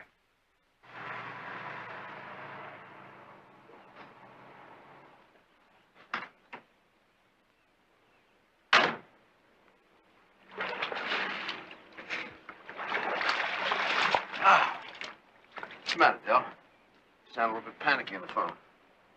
Well, it's Wade. He started asking questions. Well, did you ever see a mark who didn't get panicky? Last minute? That's your job. You gotta calm him down. Well, I've tried, but he's suspicious about something. Maybe you should call him and cancel. Oh, no way, no way. We're too close. Tim, Wade is nobody's fool. Look, will you just calm down? I mean, you're starting to lose your cool. Look, it's not that simple. Before Wade puts up his money, he's going to insist that he see the color of yours. You see, it's impossible. There's no way we can come up with that kind of money. He's got his $250,000? In cash. And he demands to see your money before he hands his over. Okay. Just have to get it, that's all. Well, where?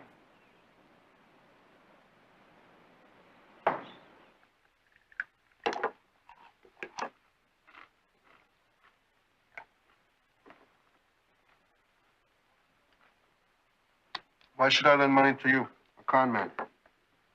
Because I'm the best there is. This is a sure thing, Mr. Alves. How much do you need? $250,000. Deposit the money in the bank tomorrow morning and withdraw $500,000 the same afternoon. I don't trust con men. There's no risk with me, Mr. Alves. I swear it. There's always a risk. That's why crumbs like you come to me. Then you don't pay up, I have to kill you. If you're dead, I can't collect the money. It's a vicious circle. Please, Mr. Alves. I've got to have that money. Jules, would you trust this con man?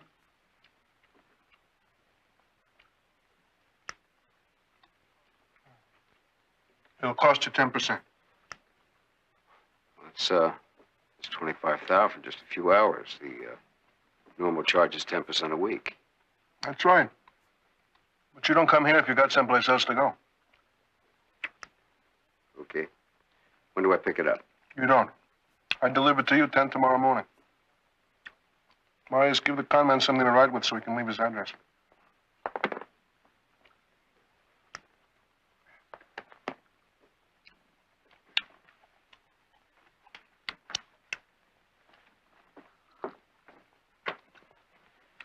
It's very good.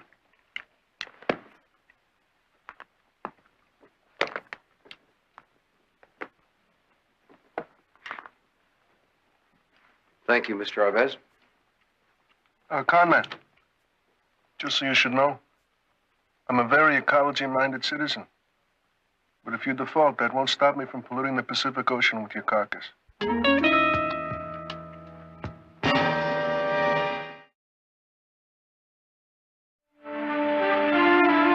Okay.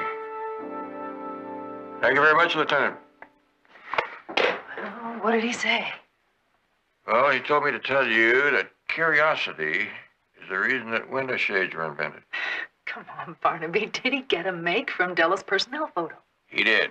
Her real name is Olivia Kearney. A bunco artist, has done a short time in Denver and Spokane. Nice, slick M.O. She sets up the pigeons and her partner clips their wings. Who's her partner? Well, if it's the same one she's been using, it's a fella named Tim Darnell. Bunco and fair to middling forger. Well, that could account for the signature on Archer's credit card bill. It counts for more than that, Betty. All the arrows point the same way. Apparently, she set up Archer and something went wrong. What, do you think she and her partner got rid of Archer and then made it look as though he took off for Hawaii? That's my guess. And it's also my guess that Swanson is about to fall for the same gambit. I don't understand is why she quit her job. Gyp and Gypsy are part of all con artists, Betty. They pick a town clean and then they move on. And you think Della's about to move on? Yes, but not before they separate Swanson from his money. Now, I want you to hightail it out to his factory. Try to raise somebody. Here's the address. I'll check his home.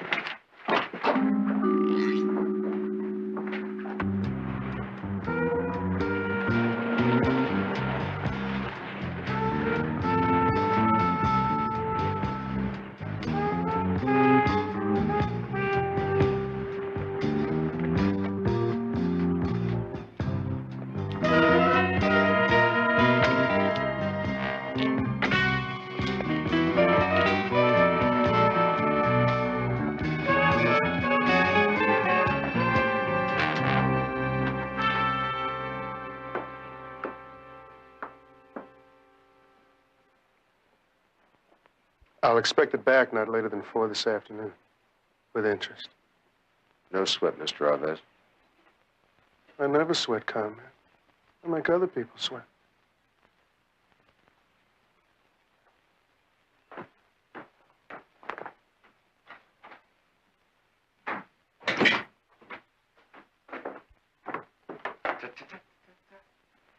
Got it, didn't I?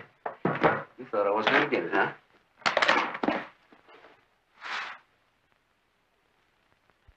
Come on now. Don't look so worried. Everything is terrific. Now I'm going to meet Wade at the bank. We're going to deposit the money in a joint account, and presto. Through the magic of persuasion, plus a small act of forgery, yours truly is going to withdraw $500,000 biggies just before the bank closes. You make it sound so easy. And as of this afternoon, you are going to be a rich and retired lady of leisure. I must be going. Tim, there's been a slight change in plans. Hey, come on, Dell. What's this? Wade, Wait. tie him up. Wait a minute now. What's going on? What do you think you're doing? What I should have done before you started killing people. How'd she con you into this? You'd never believe the money's only a small part of this, would you? Hey, Dell, come on now. You're being stupid. That money belongs to Bruno Alves. Now, if I don't get it back to him, he'll kill me. I know you, Tim. You'll find a way of getting free after we've gone, and then you'll just have to keep running, just like always. Look, I'll make a deal. With what? Well, suppose I were to tell Alves, where his money is. You do that. And I'll tell the police who murdered Jim Archer and Charlie Waters. So that's it, huh? That's why you're doing this to me, huh? Suddenly, all the fun went out of it. And I also happen to love Wade. Oh, come on. You disappoint me, Dell. I mean, first rule I taught you was never to get emotionally involved with your mark. So flunk me. I can't. You outconned your teacher on this one. Right, let's go. Goodbye, Tim. I hope you make it. You too.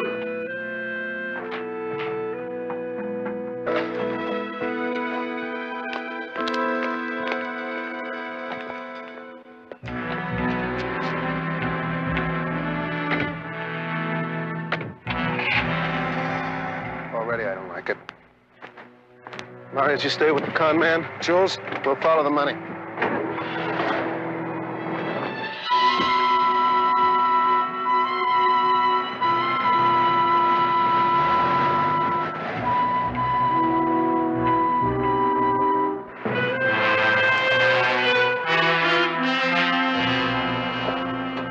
Any luck? Swanson moved out of his apartment early this morning. There was nobody at Della's apartment. What's going on here? Well, WS Electronics is defunct. The employees were terminated yesterday, and the creditors are taking over this morning. Are they repossessing everything? Right down to the light bulbs. Swanson's files are still in there.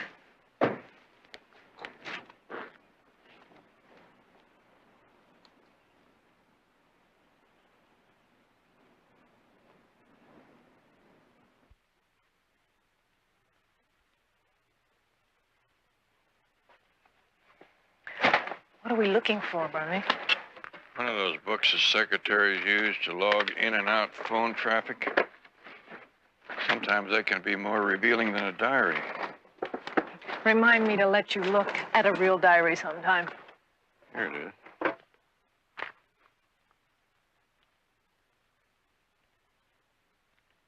How many calls yesterday? Looks like they're all bill collectors. Except late in the afternoon, Swanson called Sunburst Air Charter Service. Call him, Betty.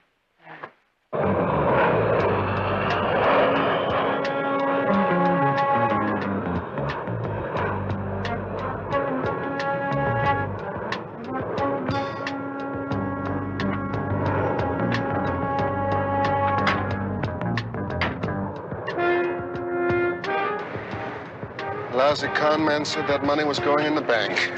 Let's go.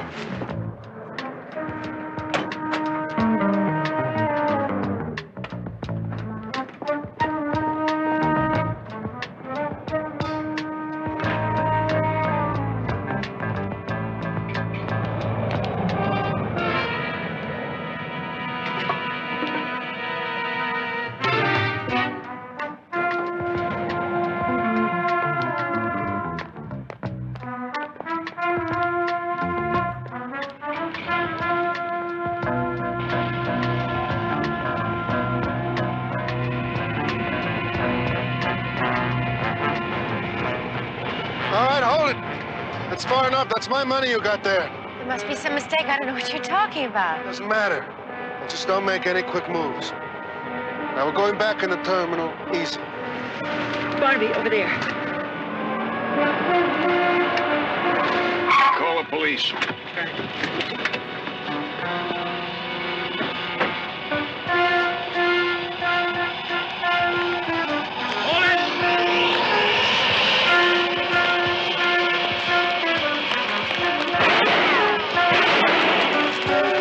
Don't shoot!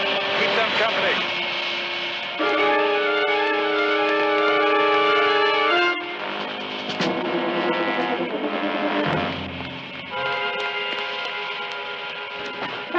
No, Della.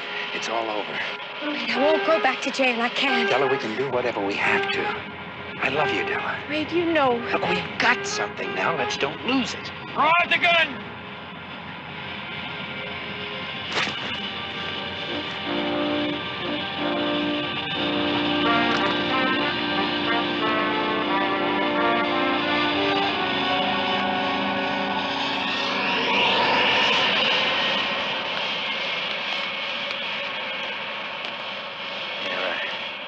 I think you'll want this. We don't need it anymore.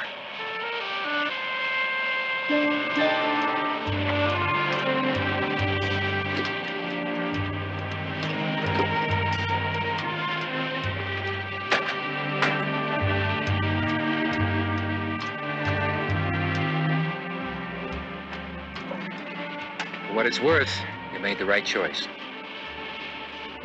You wouldn't con a con woman, would you?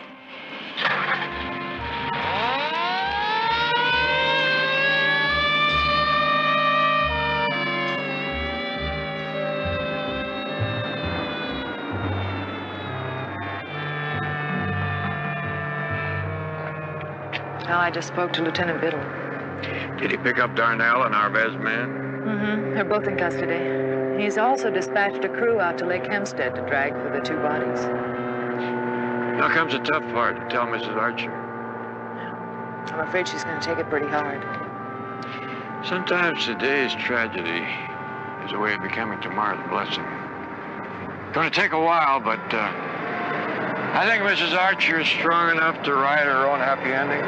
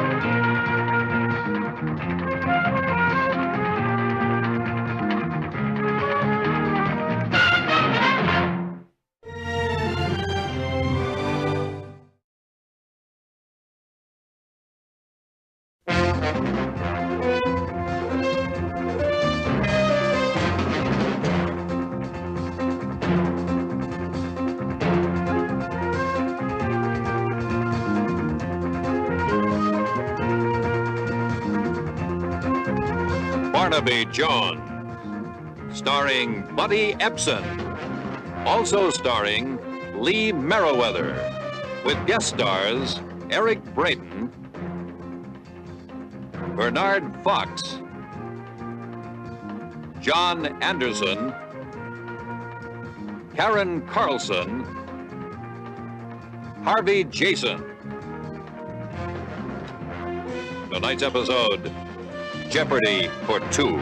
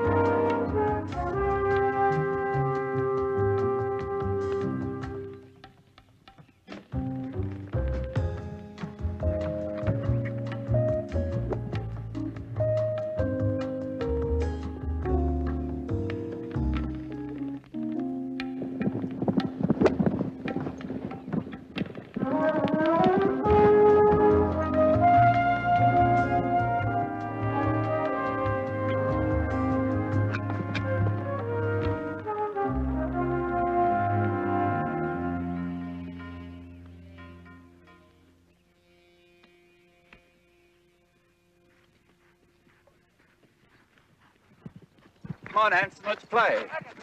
Oh, John, I think I've had enough for today. I'll wait till Saturday for my better shots. When are you going to sell me that mare? I'd rather sell my right arm, old boy. With that mare, you could play with one arm. Yes. I'll see you.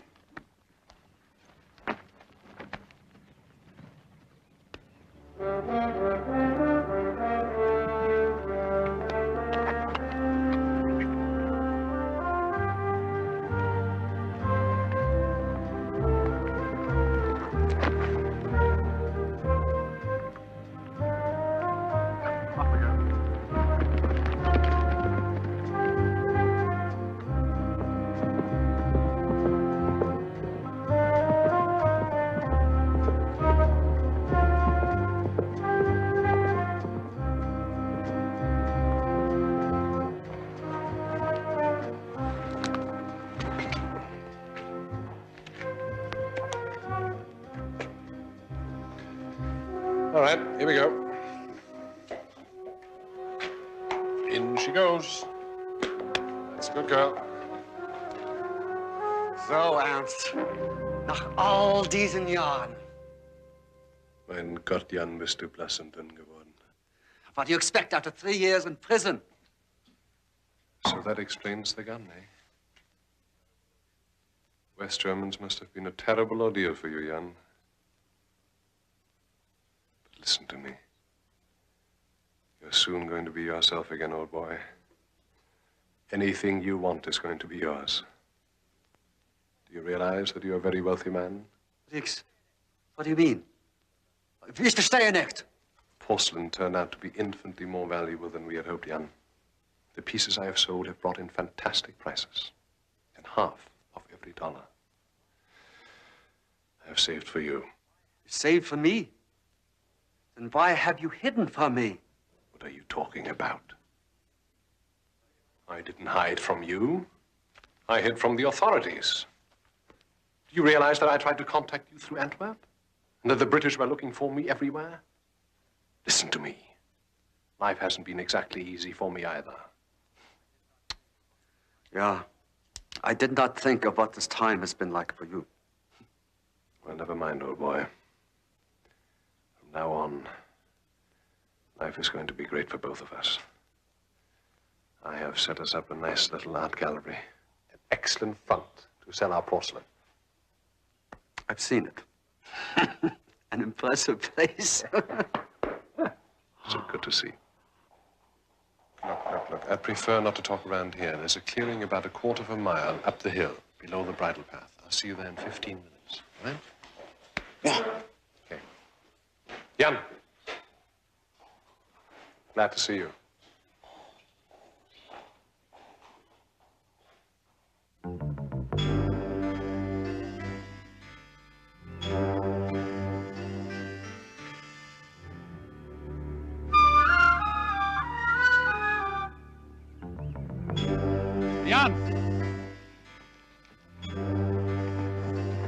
There you are.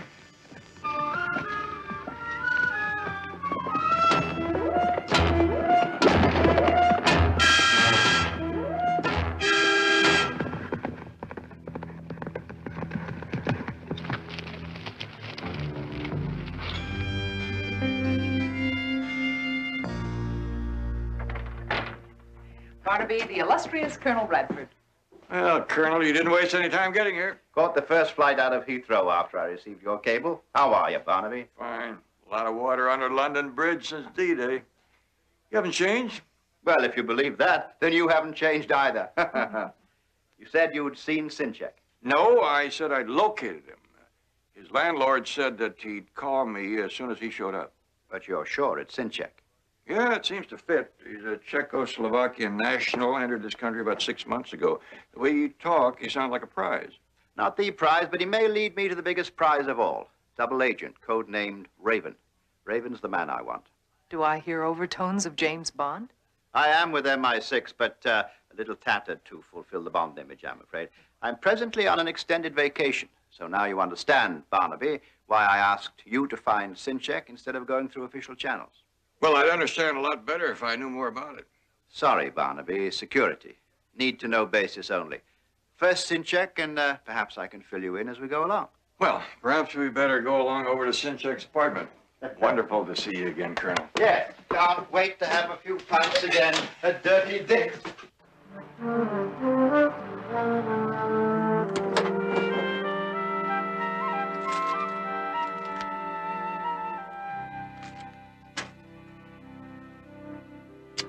Smells like the manager was right. He said nobody had been in or out of here for 5 days. I must say, it looks like Sinchek, all right. Checked labels, and the size fits our man to a T.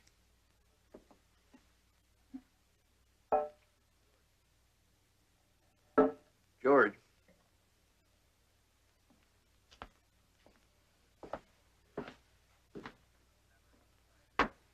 Ah, clever utilization of American sensibilities regarding the WC.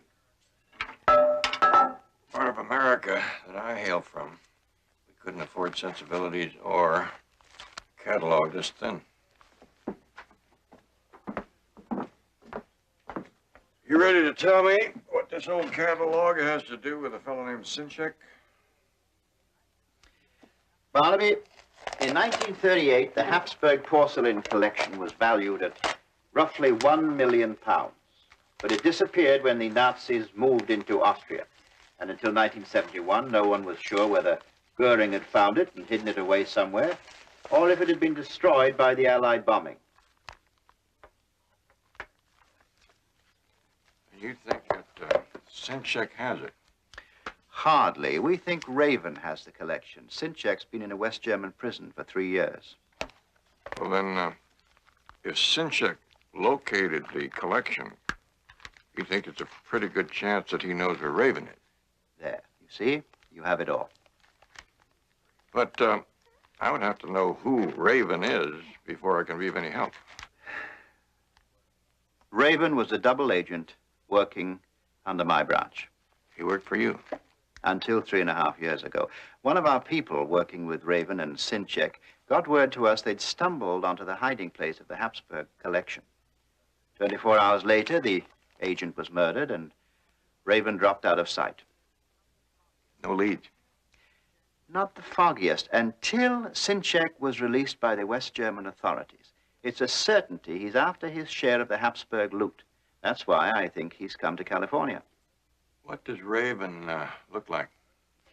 I never saw the man. He was working for the East Germans when we cultivated him.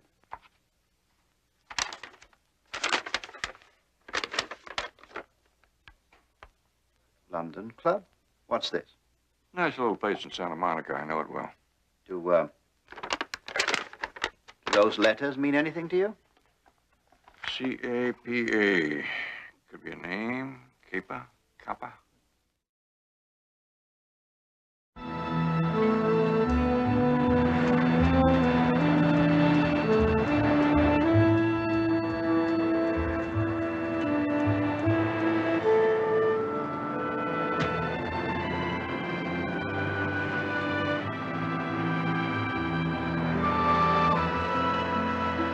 Lot 32 in your catalogs, ladies and gentlemen, a porcelain vase, authenticated early Ming from the Constantine collection.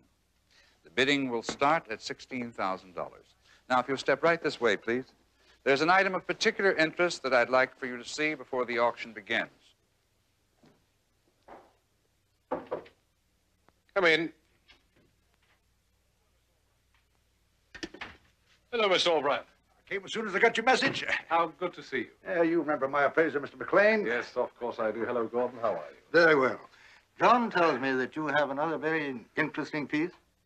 Yes, I do, but I'm afraid it's rather expensive. You see, it's a Barnaby. I'm sure you can imagine how surprised I was when it arrived here, because, you know, they are virtually extinct. Now, let's have a look.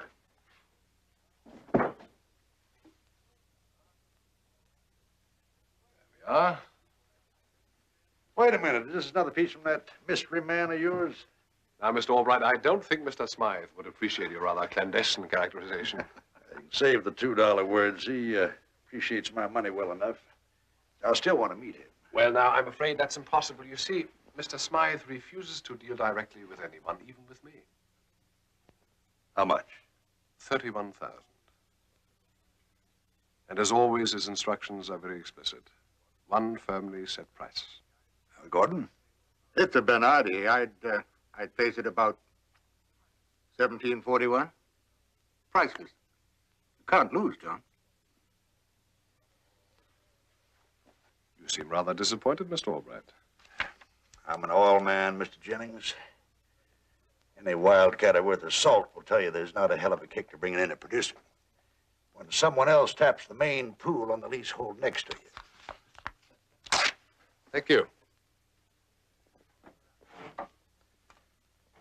Now, as a connoisseur of fine porcelain, you should realize... I'm no connoisseur, Jennings. I'm a collector. No, down the road from me, Mason Evans has got a collection of paintings he can't tell from road maps, but it's the best of its kind in the world. I think what John is trying to say, Mr. Jennings, is the fact that... I think it's perfectly clear what he means, Gordon. What in fact he's saying is that his collection won't be quite complete so long as Mr. Smythe has a leasehold on the main pool. You got it? So you can tell you, Mr. Smythe, that I'm in the market. Well, as I said, Mr. Smythe is a very independent man.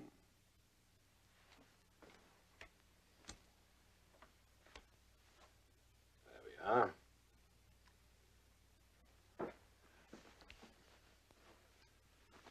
This figurine's from the Habsburg collection, isn't it? Well, yes, like the others. You're developing quite an eye. The Smythe fella has the rest of that collection. That means he controls the most valuable porcelain collection in the world. Easily.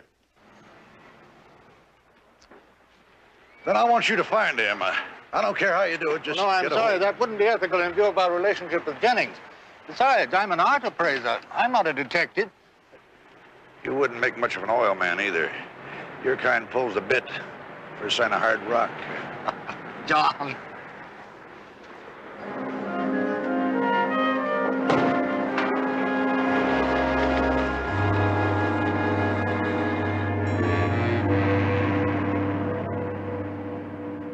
Wait a minute, don't come late. I got another one here. All right. And here we go. Did you see that? Huh? Want to see it again? Okay, watch. Here we go again. Holy man. Come on, baby. And there she is. Oh, yes, I've seen this gentleman several times. He's Middle European, isn't he? Did he meet anyone here? No. No, but I did get the distinct impression that he was looking for somebody. Did you ask for anyone? Anyone named Kappa or Kippa? No, I've never heard that one. What did you say this gentleman's name was again? Sinchek. Jan Sinchek. Well, perhaps somebody inquired after him. No, I'd have remembered that one. Well, if he should come in, would you please contact us? I certainly shall, sir. Thank you. Hanson, what's the matter? Nothing at all. For a moment, I thought I'd recognize an old friend. I guess I was mistaken.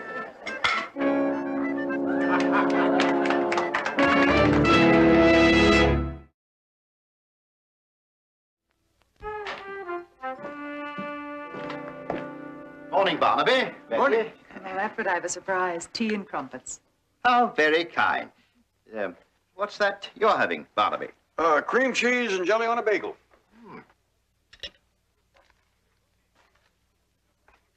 Very good, these beagles. Now, forgive me, Betty, but I always feel that when one is in the colonies, one should fold the flag, to coin a phrase, and try the local fare. All right. Just so long as you don't tell anyone over there that I served you tea and bagels, all right? Oh, George, I had Betty get some copies of the catalog made up for us. Let me see if I have this right. You think that Sinchek has been looking for the Habsburg porcelain, hoping that it would lead to Raven, right? Exactly. Right now, I'd trade both Sinchek and the Habsburg collection for Raven. Well, that's a pretty big haystack to cover. There must be 24 antique and art places in this area. Well, that won't upset me any. I love to go shopping for antiques.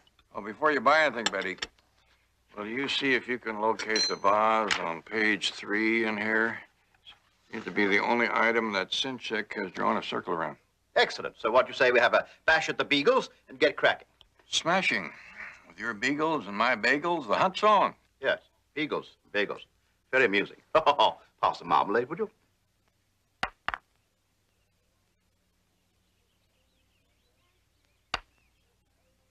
Anson, your friend has no mercy. I know. Just play no end, Miss Jennings. Old American custom. Trouble is, you've been playing against that husband of yours too long. Loser pours. What would you like to drink? Bourbon and French, if you got it. Okay.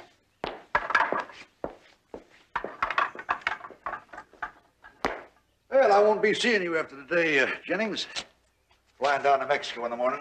3 months, open up a new field down there. That sounds interesting, and I'm sure profitable. Yeah, can be for you, too. How's that? That Habsburg centerpiece you sold me 6 months ago. I'd be willing to double your commission if you can get me the rest of that dinner service that goes with it. Has to be before I leave. Did you say Habsburg? You know, Smythe has it. Every piece I've ever bought from him has been from that Habsburg collection. Even if he were to reply, I don't think we could possibly get in touch with Mr. Smythe short of a week or 10 days. Well, play it any way you like it. I'm talking about 200,000 cash. You got to get that porcelain to me before midnight tonight. That's a rather tall order. I'm a changeable man, Jennings. By the time I get back, I may not want any more porcelain. I may just go to collecting matchbooks instead. Well, you think it over. I'll give you a call later on tonight. I'll do that.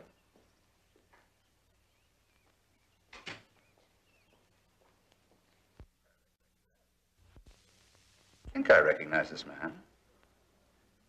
Yes, I'm sure of it. He's hardly the sort we cultivate as clientele, but he was interested in a porcelain vase, 18th century. Would this be the one? It would be. Truly a priceless piece. And you sold this vase right here from the gallery? Yes. Mr. John Albright, the oil man, bought it. Did you handle the transaction? No, Mr. Jennings personally handles everything from the Smythe collection. Smythe? How would I get in touch with him? I'm afraid you'd have to speak to Mr. Jennings about that. He'll be here in the morning. Well, thank you very much. I'll be in tomorrow. Certainly, sir. Yeah, that's very pretty. My granny had a set like that back on the farm. How much would an item like that be worth?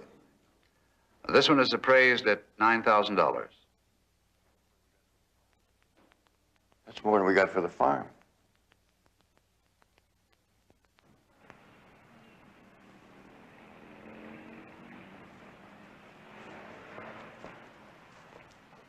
Well, I'm afraid all we found was this fantastic bargain for me. Well, I may have struck pay dirt. Man inside identified Sinchek from the picture, said he was interested in this vase. Oh, from the Habsburg collection? Well, he identified it from the catalog, but he said it belonged to the collection of a man named Smythe. That ring a bell? Not a tinkle, I'm afraid.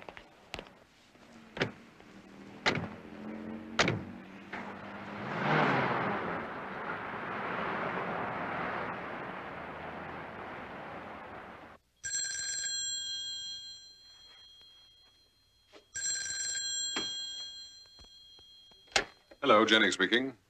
Siddons here. I thought you might like to know, sir. Mrs. Washburn dropped by this afternoon with a rather sizable deposit on the Hagen clock. If her husband likes it, it's a sure sale. Good, Siddons. Excellent. Thank you. Anything else? Yes, sir. I had a rather peculiar inquiry this afternoon about Mr. Sinchek. I don't think I recognize the name, Siddons. Oh, no, sir. Of course not. Sinchek is the man who expressed an interest in the porcelain vase from the Smythe collection. This other man, did he leave his name? Yes, it was Barnaby Jones, a private detective. Did you tell him anything? Well, knowing Mr. Smythe's desire for privacy, I referred him to you, Mr. Jennings. All right, very good, Siddons. Thank you and good night.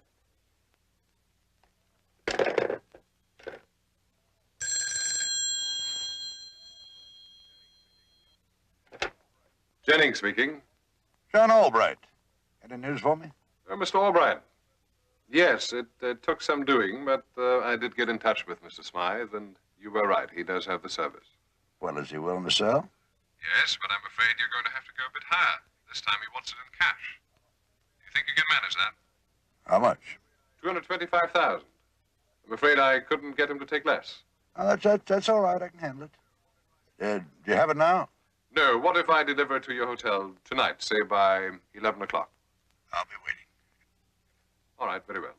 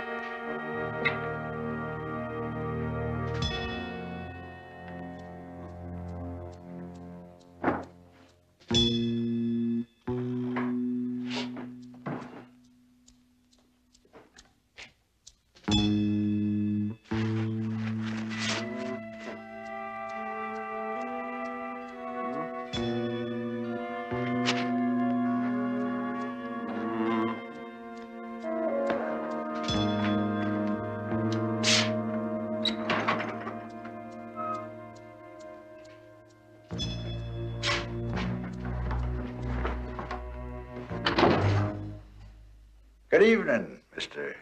Smythe. Well, hello, Mr. Albright. You should never startle a man with something as fragile and valuable as this in his hands. Dinner service? Mm-hmm. I hope this does not change our agreement. Yeah, well, but it does. I wonder what the art world would say if they knew the Habsburg collection was under this roof. Is this all of it? Except for a few pieces here and there, it is. Yes. I'm not going to ask you how you got your hands on it. I'd give you $500,000 for the entire lot. You've got to be joking, Mr. Albright. Really? I think the police take me seriously. Hmm. You know, that's beginning to sound a bit like extortion. I'll think of it more as a distress sale. You'll have your $500,000 and your peace of mind. Mr. Albright, be reasonable for a moment. I mean, take a look at this lower shelf here, for example. There we are. These are Meissner figurines. I think they themselves are worth more than $500,000. You don't have to sell me. I'm convinced of the value. Now, take a good look. I mean, surely you can offer more. That is the most spectacular porcelain work in existence, I think. Exquisite. Beautiful detail.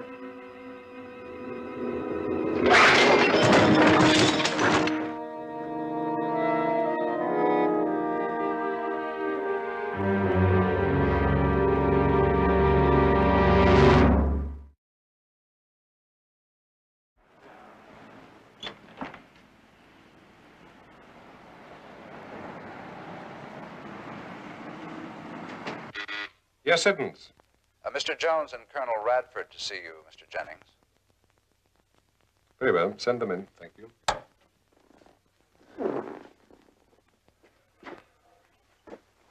Gentlemen, what can I do for you? Well, Mr. Jennings, it's about this vase. Your Mr. Siddons said that you sold it to a man named John Albright. Oh, yes, I recall. As a matter of fact, that's the first item of the Smythe collection I ever sold. Please sit down. Was it expensive? 23,000. It's a remarkable piece. Remarkable price. John Albright is an enthusiastic collector. You mean he was? I beg your pardon. I don't believe Mr. Jennings has seen the morning paper. Poor John. He was not only one of my most valued clients, he was also one of my closest friends. I'm sorry, gentlemen, but this is something of a shock to me.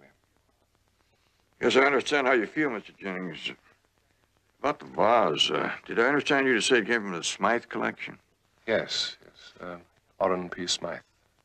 It might help a great deal if you could put us in touch with him. Does he live in California? Yes, I assume so. But I'm afraid that's quite impossible. You see, John Albright made the same request. And since he had bought several of the Smythe items, I thought it was most appropriate, but Mr. Smythe never responded. You mean he refused? No. No, it's not that. See, the only contact we have with Mr. Smythe is when he sends a piece to the gallery for sale or when I send his check to his bank. Then you've never met Mr. Smythe? That's correct. I left a message at the bank for him to call me, but I then discovered that he deals with them in the same fashion. I've never met him either. Sounds like a bit of an eccentric. Or someone very clever. What bank does he use? Commercial Trust in Beverly Hills. If you gentlemen have any better luck locating him, please tell him I'd appreciate a call. Oh, thank you. Thank you. Jennings, we'll do that.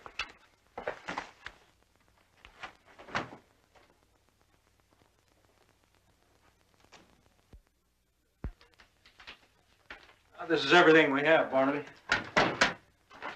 Looks like a routine hit and run to me. What a multi-millionaire be doing in that part of town at that time of night? Maybe you could tell me. Hairline skull fracture, internal injuries. Your crew got any estimate of the speed of the car? Somewhere between 35 and 50. That's a lot of in-between. Wouldn't the body have been thrown clear? It says there were tire marks on the victim. Well, it also could have been thrown forward by the impact and then run over. I mean, it happens that way too, Barnaby. Just trying to get a feel of the odds. What's this? Well, that's porcelain dust. Porcelain dust? Where'd it come from? It's dust residue from the victim's hair and shoulders. That had us stumped for a while. We found out Albright collected porcelain. What do you do, carry it around in his hat? Big chips in here. Not in half as big as that one on your shoulder. What are you up to anyway, Barnaby? Sorry, Lieutenant. Top secret. Need to know basis only. Oh, yeah. Well, you asked.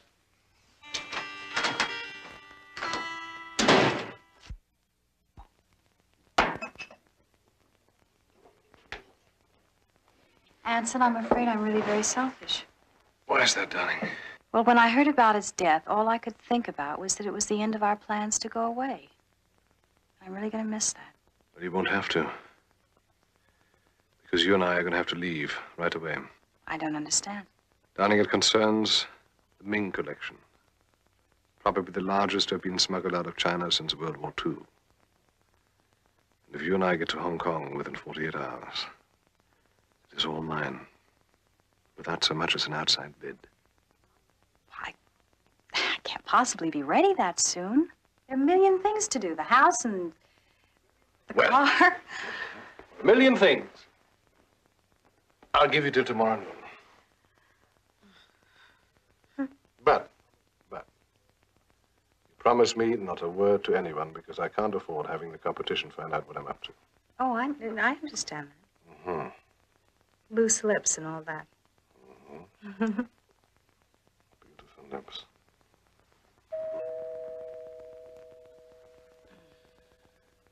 All right, I'll send whoever it is packing within 10 seconds. Mm.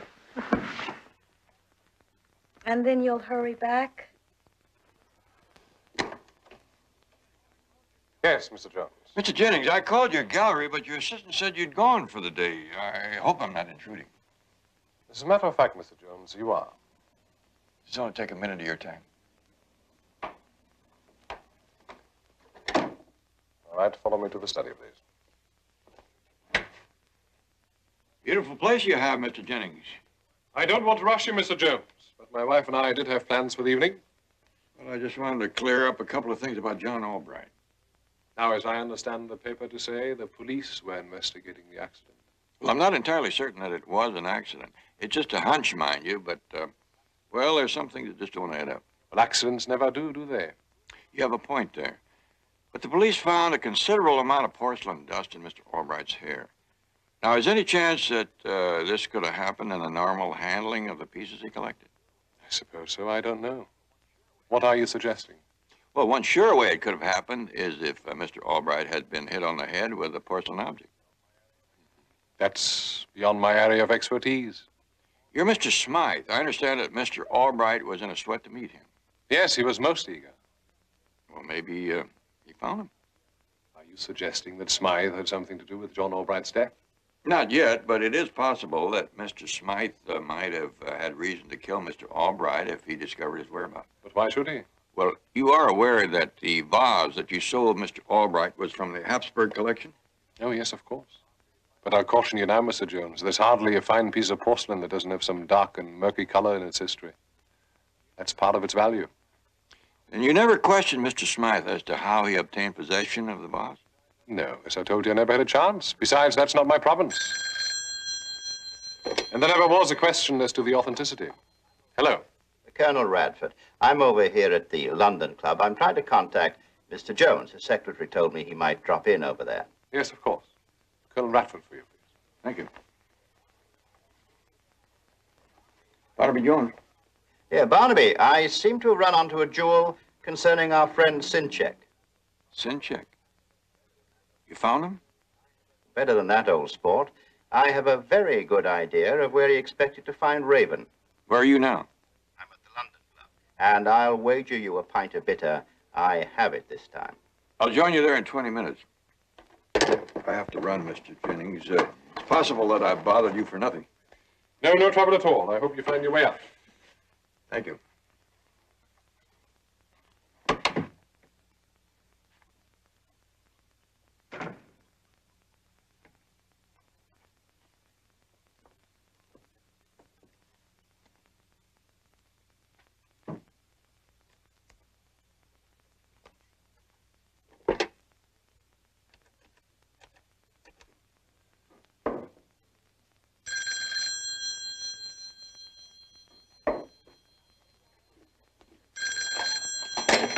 Thank you for calling London Club.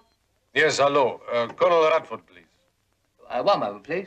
Colonel, it's for you.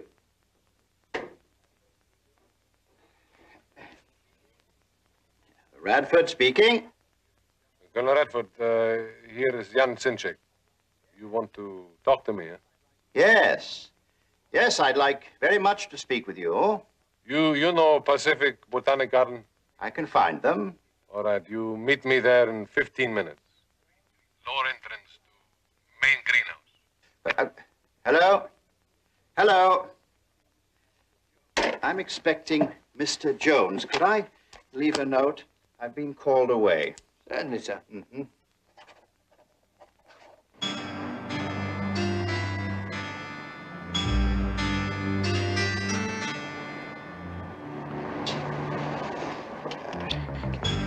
Botanical Gardens, please.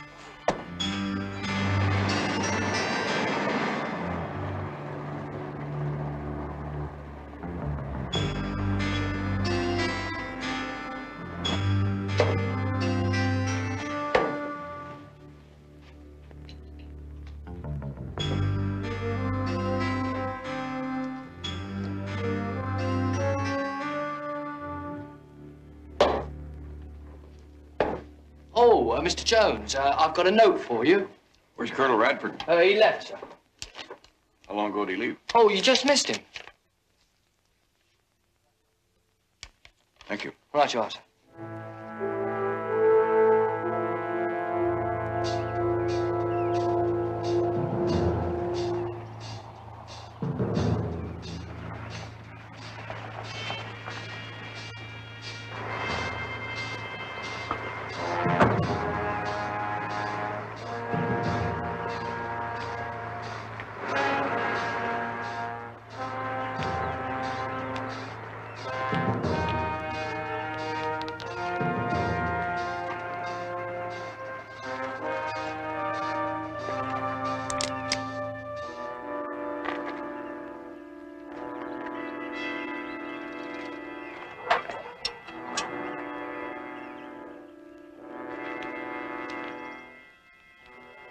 Hello?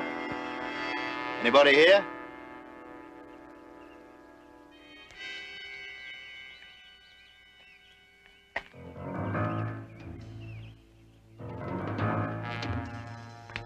Sinchek? Damn it, man, show yourself.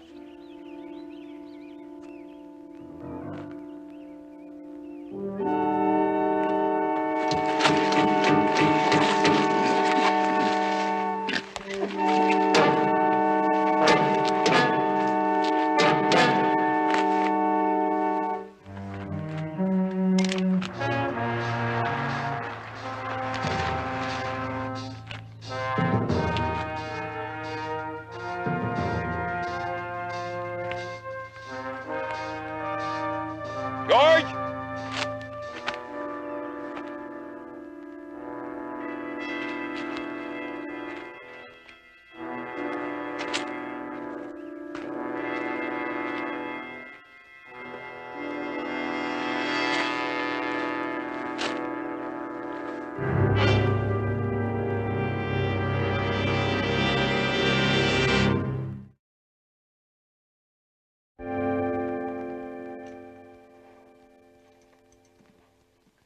Will Colonel Radford be all right? He's going to feel like he swallowed a handful of nails for a while. But with the sedative we've given him, he should be able to handle it. Can I talk to him? You can try, but he'll be asleep in a few minutes.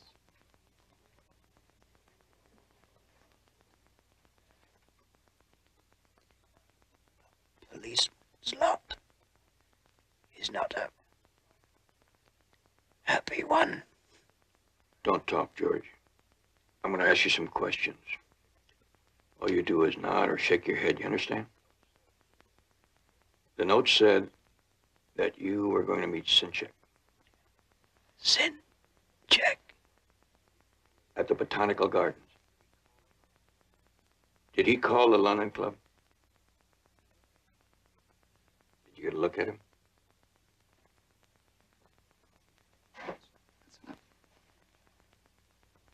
Take it easy, George. I'm going to check the London Club.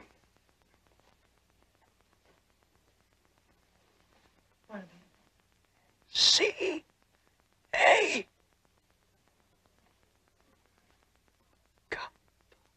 Mr. Jones, I'm afraid he's just not up to this. Kappa. Did you find out what Kappa means? What does it mean, George? Call my office when he wakes up.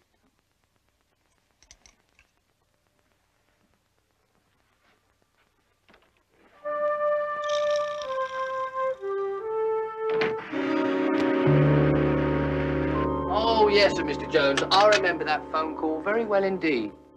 Did he say anything before that about Kappa or Cape or anything that sounded like that? No, sir, I don't recall. Colonel Radford ordered a pint, and then we spent most of the time throwing darts till he went to ring you. It must have been something else. I think. Nothing. Oh, I tell a lie. Yeah, he did seem most interested in our trophy collection. Trophy? Yeah. It's our effort to keep a bit of old England alive here in the colonies. Golf, cricket, polo, rugby. We put up a cup in each for our transplanted countryman. Truth is, though, we have to fill out many of the teams with your blokes in order to get through the season. C-A-P-A. What does that stand for? Commonwealth American Polo Association. It's rather grand, really, isn't it? That goes to the outstanding player each year. His name wouldn't be Smythe, would it? Oh, no, good heavens, no. Let's see.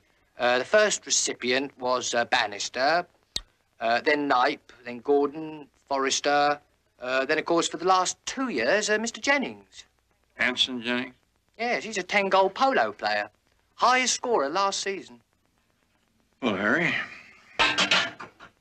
unless I miss my guess, you have just outscored him.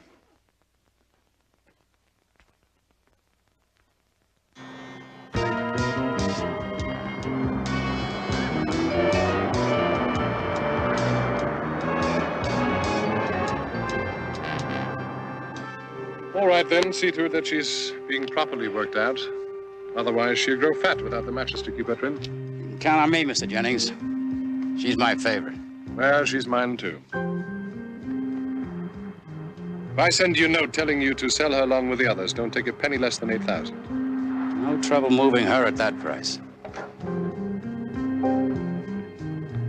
All right, then I'll take her out for one last run. If anyone asks for me, tell them I'm out in the bridle path, all right? Yes. All right, off we go.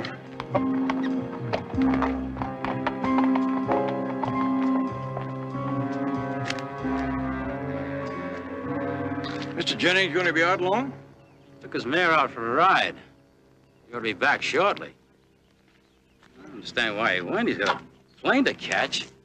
He'll never make it. Mind if I borrow your horse? Hey, wait! Hey, that horse is my responsibility!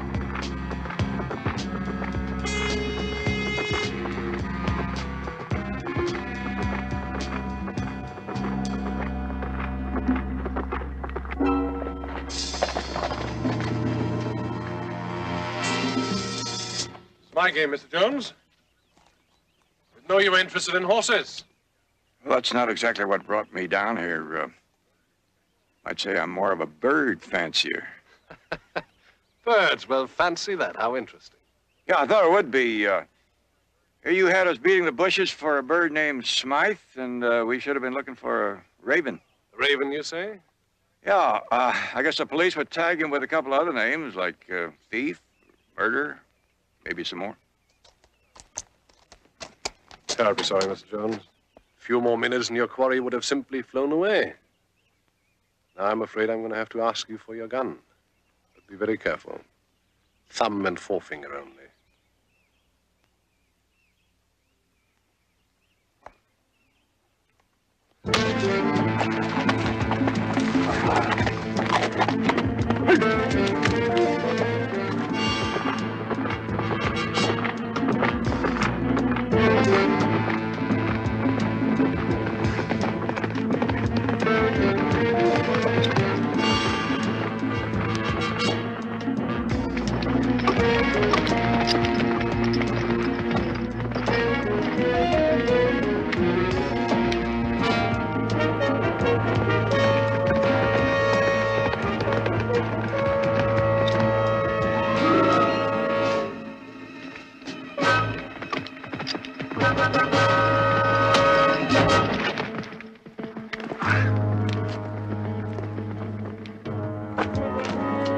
Go fast, Moore.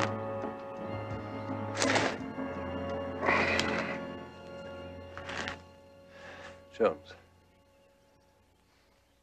That was a peasant's trick. You aren't even a very good horseman. My daddy always used to say, the thing about riding is not how you look in a saddle, but getting there. Come on, let's go.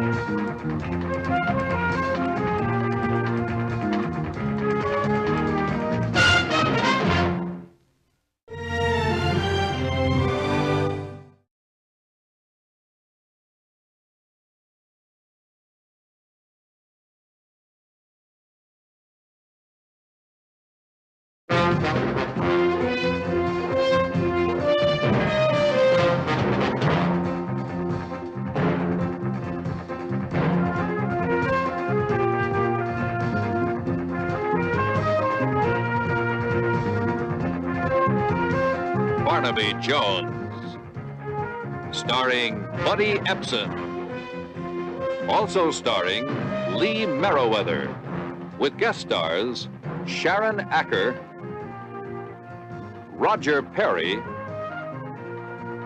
Ben Piazza, Arlene Golanka. Tonight's episode, Bond of Fear.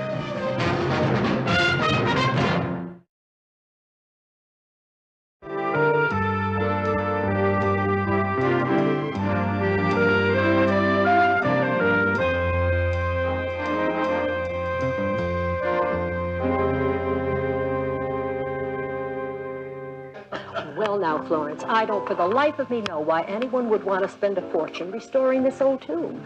Why don't you and Harold just burn it down and build a condominium? The trouble with you, Edith, is you'd turn Central Park into a parking lot and call it progress. Florence, I've been wondering how you're going to fit a swimming pool into that space out there by the patio. It looks too small for a pool. The contractor doesn't think so, Dr. Parker. We'll just have to move things around a little. I'm afraid the garden will have to go. Pity.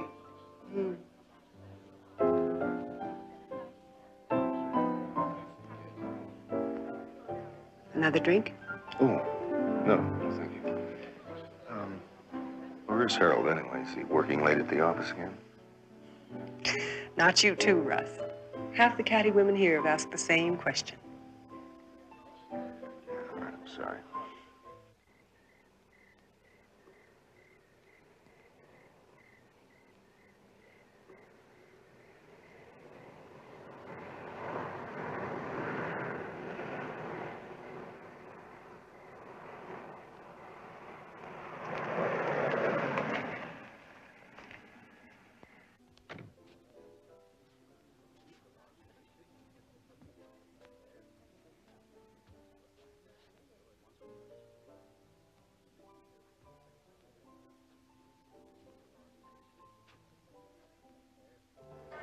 That must be Harold now. Excuse me.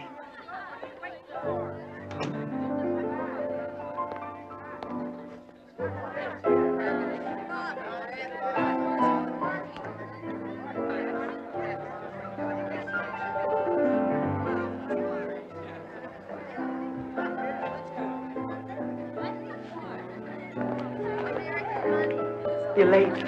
Did you forget we were having guests? Had a lot of work to catch up on. I forgot the time. Don't you think I know what's been going on? Don't you think all our friends and neighbors, everyone in the village knows? Stop being paranoid, Florence. So very smug, aren't you? So sure of yourself. If it wasn't for Laurie, I'd have divorced you years ago. Oh, it's Laurie, is it? It's not this house, or the expensive clothes, or all the rest of the things my money can buy. You're hanging on because of Laurie. You're a damn martyr, aren't you? You disgust me. No! Daddy, don't! Please don't hit her. Please?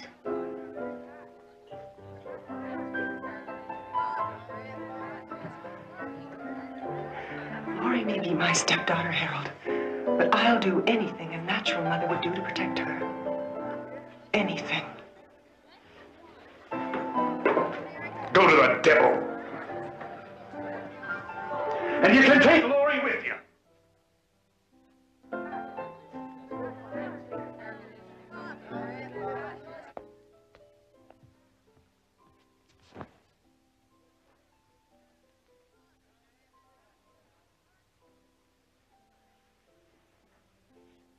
Laurie. I hate him. I wish he was dead. I hate him so much. No matter what problems your father and I have, remember, he's still your father. I mean it. Come on. There's a party, remember? You fix your face, and I'm going to get out of this dress, and I'll meet you downstairs. Everything's going to be all right. I promise.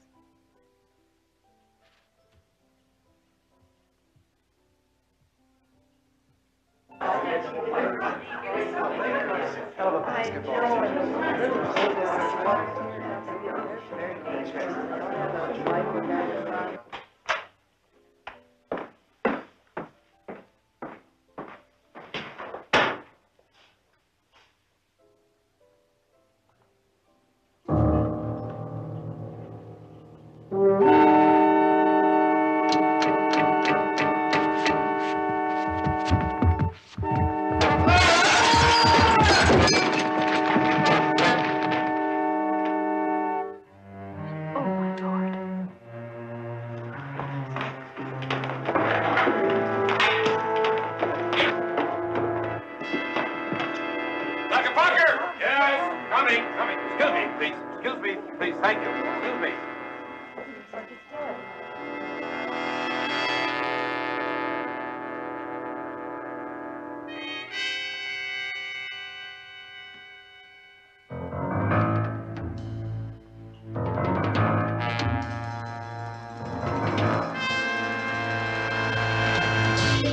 He's dead.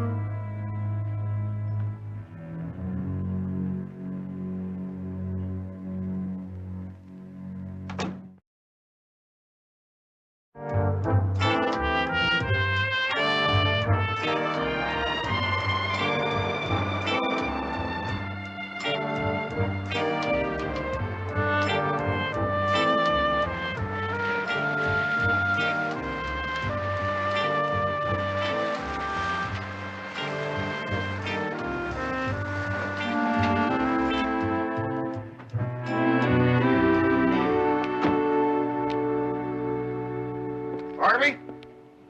Hi, Russ. I got us a table inside the restaurant. This kind of day that makes you want to work up an appetite first. Let's take a walk. Fine. Thanks for coming, Barnaby. All right.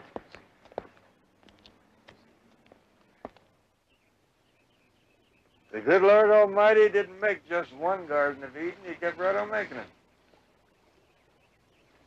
Mighty pretty. You know, after the way you sounded on the phone, I half expected you to call me back and tell me that you changed your mind about taking the case. No, I got curious. I began to wonder why Florence Armstrong would want to stir up another investigation of her husband's death. Well, let me explain something to you. I haven't told her yet that I called you. Wait a minute. Isn't Florence Armstrong your client? And the coroner's jury absolved her of any guilt in her husband's death? For lack of evidence. But people hereabouts, they've got it in their heads that Florence is guilty, no matter what the coroner's jury said. Well, that's nothing unusual. There are always some people who doubt a jury's verdict. But why does her own lawyer doubt it? I don't. It was an accident. She was in a room changing her dress. She heard Harold scream. She rushed out. She got there just as the body landed at the bottom of the stairs. Well, if you believe that, and the coroner's jury believes it, why start a new investigation? For Florence's sake, I guess. Or for mine. See, ever since it happened, she retreated into a shell.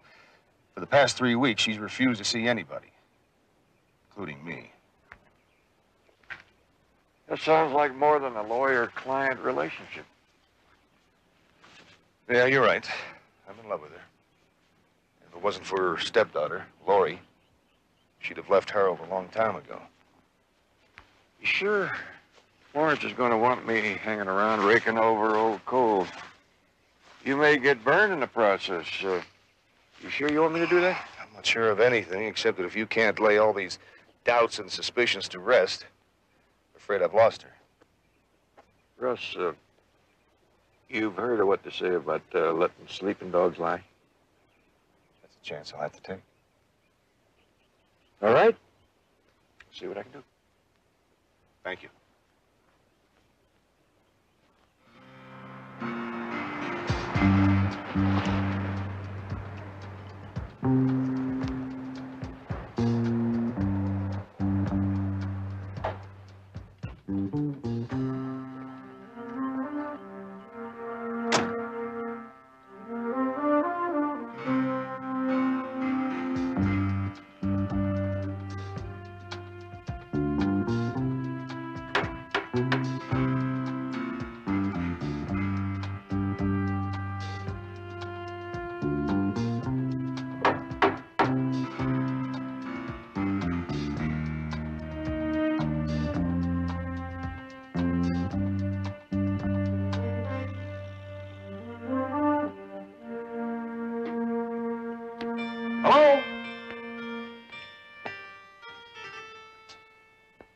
Anybody home?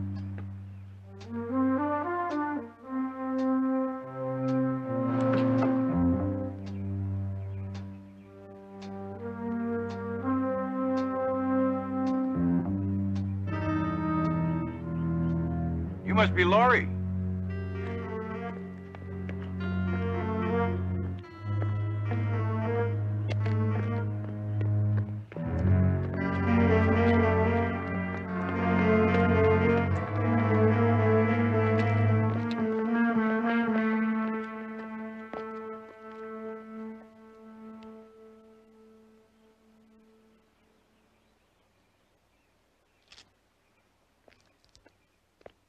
Hello? Mr. Armstrong home? When she wants to be. It's Petrella Road. You know the Petrella? Tried to raise some down at L.A., but I didn't have near the luck you seem to be having. Well, try rusty nails. Rusty nail? Yeah, it's the iron. You bury the nails in among the roots, and the iron makes them grow healthy. Rusty nails. I'll have to remember that. Russ Madden told me a private detective might be dropping by. That's you, right? Barnaby Jones. I'm Eugene. Very nice to meet you. Did Russ also tell you why I'm here? Oh, I know what folks are saying about Mrs. Armstrong, if that's what you mean. Malicious gossip, that's what it is. And I sure hope you can put a stop to it, Mr. Jones. Why do you suppose people are being so malicious? Kind of makes you wonder whether there's any fire under all that smoke. Oh, I guess there are reasons for people thinking the way they do, but that doesn't mean Mrs. Armstrong did anything about it. About what? Oh, Harold and all those women he was playing around with. Is Armstrong new? I'm not sure. But this last tramp he was seeing would have been pretty hard to hide, even for Mrs. Armstrong. How's that? Well, she lives right here in the village. Nora Frazier, a waitress at the village roadhouse. Eugene? Uh-oh. I forgot I was supposed to tell you no visitors allowed. I'm in for it now. Rusty nails.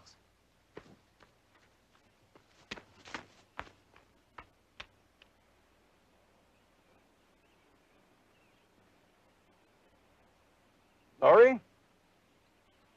Mind if we have a little talk?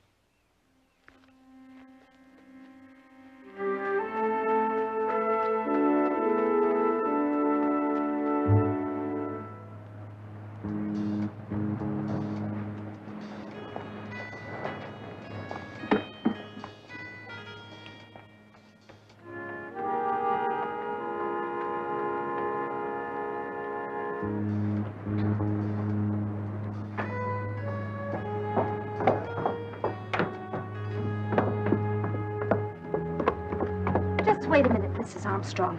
Since you wouldn't answer my calls, this is as good a place as any to settle our account. Now, you just hold it a minute, Mrs. Armstrong. We're gonna have this out here and now. Nora, get away from me. No, we're gonna talk first. Nora, I'm warning you. You leave me alone. What? Oh, you'll kill me like you killed Harold?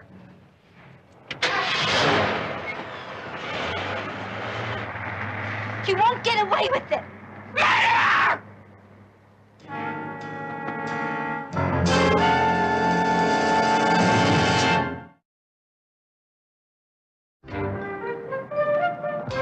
Nora! Would that be Nora Frazier? Yes. I'm Barnaby Jones, private investigator. I'm looking into Harold Armstrong's accident. I guess you could call it an accident if you call World War II an accident. I gather that's the way you felt. Overheard your conversation with Mrs. Armstrong a few minutes ago. You mind telling me why? Why don't you ask her, Mr. Jones? Does she know that you and her husband had been seeing each other? What business is that of yours? Well, as I say, I've been looking into the accident. I wanted to get a fully rounded picture of what Harold Armstrong was like. Well, he was a selfish, no-good rat. That's what he was like. I take it you and he had a rocky time of it. It wasn't so bad, except maybe towards the end. Finally, he said we shouldn't see each other anymore. Thought he'd cool off by the morning, but then he was dead. He broke off with you the night that he died? I'm just trying to get the picture. Look, I know what you're thinking, Mr. Jones. But as it happened, Mrs. Armstrong forgot to put my name on the guest list for her party that evening. Well, it's a big house, and there are a lot of ways to get in, even if somebody wasn't invited. Are you saying that I killed him? I'm sorry if I upset you. You mustn't pay too much attention to a detective thinking out loud. Goodbye, Mr. Jones.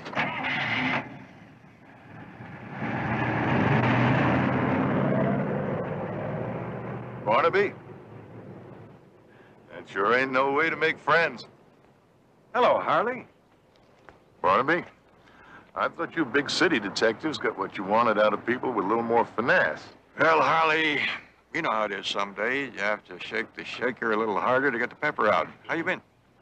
Not too bad, till I heard that Russ Madden was calling in outside help. Well, outside doesn't mean better.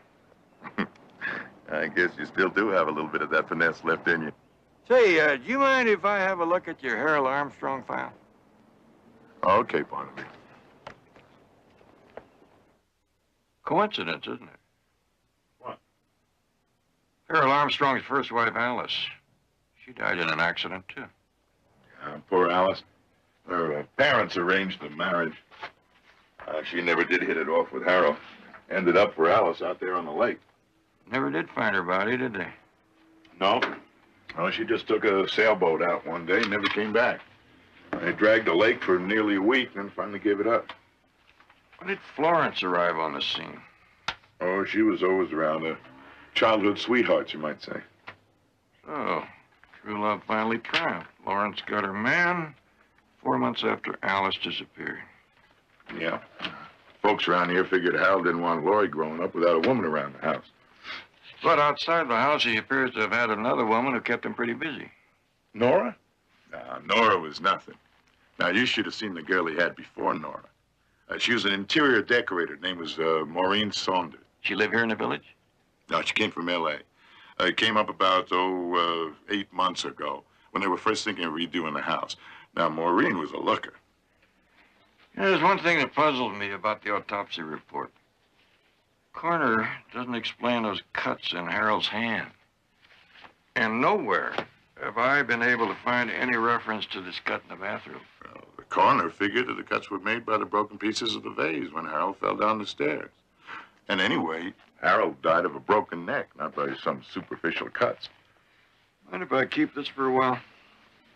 Well, seeing as you represent the family through Russ Madden, I guess it'd be okay.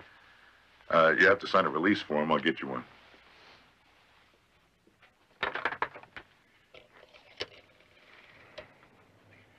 Operator, I'd like to make a collect call to Los Angeles. Barnaby Jones' office, may I help? Oh, yes, operator, I'll accept the charges. Barnaby, how's all that beautiful clear air up there? Why don't you drive up here and take a look for yourself? You could be here in a couple of hours. Hey, you were the slave driver that said I had to stay home and do the research on the Van Owen case, remember? Well, to get out of that smog for a little while might do you some good. Oh, all right, yeah. Well, since you're coming up, I knew you had an ulterior motive. bring my laboratory stuff, and I want you to check into the present whereabouts of an interior decorator named Maureen Saunders. As long as I'm coming, huh?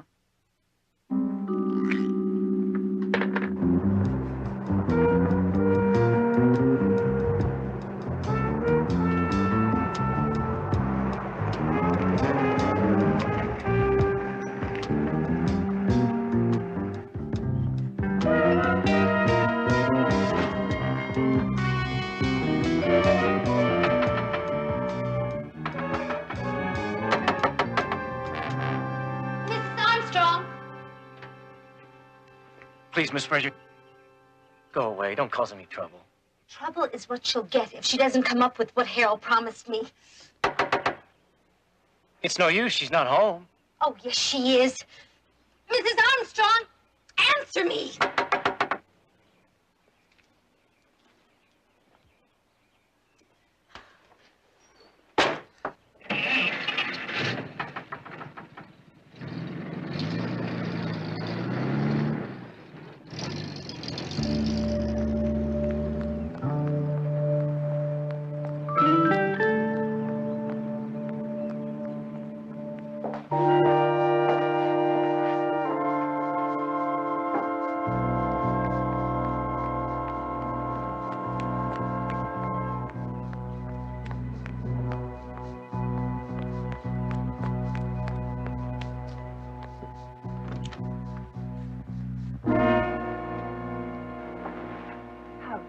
barge in this way.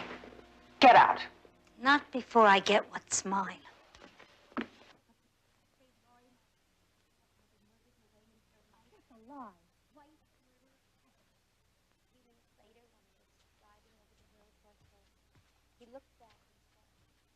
Harold promised me a lot of things, but I got nothing. You made sure of that, all right. But I'm not going to lose the house he promised to buy me. I don't know anything about any house. All you have to do is check with the bank. Harold asked for the escrow papers to be drawn up, and he was just about to make a deposit.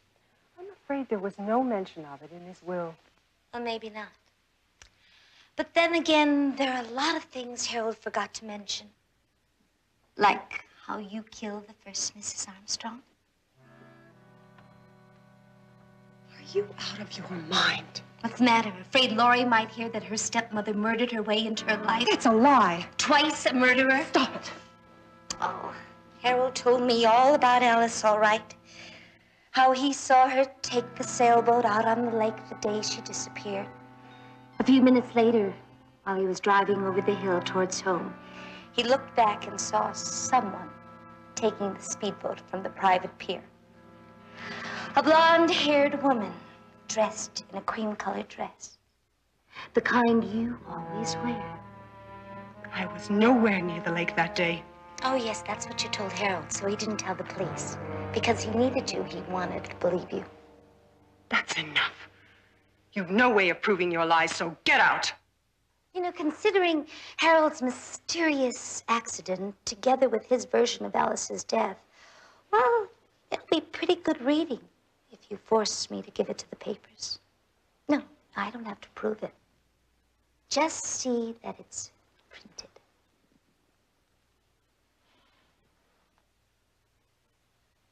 All right. I'll talk to my lawyer first thing in the morning.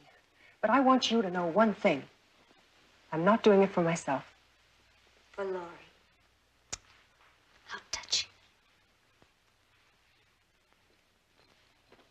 Once your house is paid for, what assurance do I have that you won't try blackmail again? You'll just have to trust me, won't you?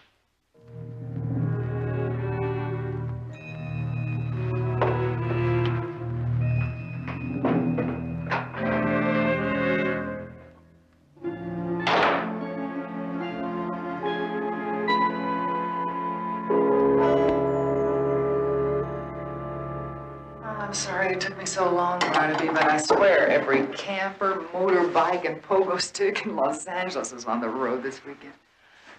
Oh, boy, but you can't blame them. Beautiful country.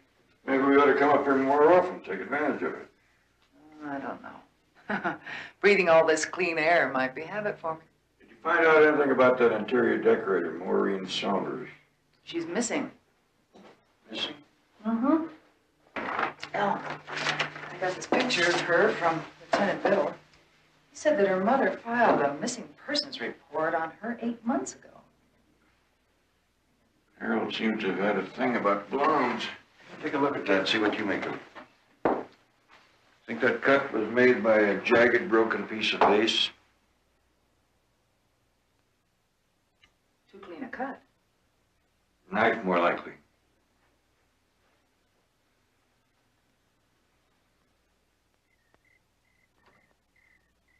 Hey, Eddie, don't forget to tell Sylvia I'm taking the early morning shift.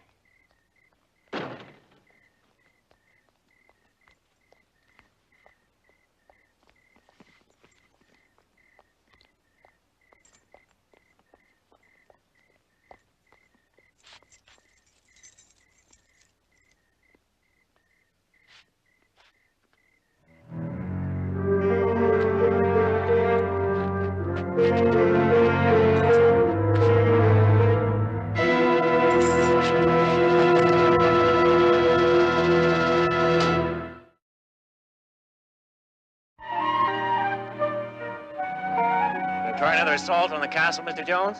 I have an invitation this time, Mr. Madden. Inside.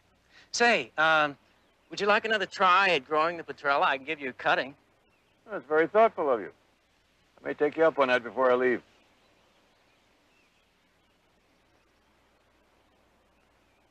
Survey stake. Thinking of enlarging your garden? That'd be nice. Actually, Mrs. Armstrong was thinking of putting in a swimming pool. Oh. You're ashamed to lose the garden. I'm not going to lose it after all. Plans have changed since the accident. Oh. You had no right, Russ.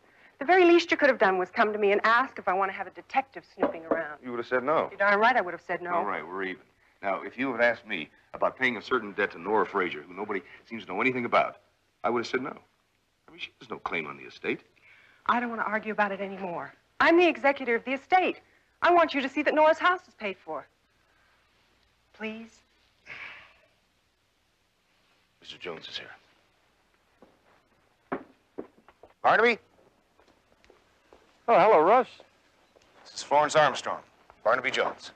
How do you do, Mrs. Armstrong? Russ has told me why you're here, Mr. Jones.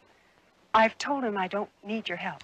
Florence, now just listen. Look, I don't care if people think I'm some kind of Lucretia Borgia. I just want to be left alone.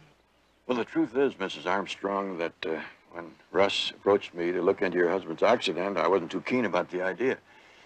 But from what I've learned so far, that accident just could have been made to happen.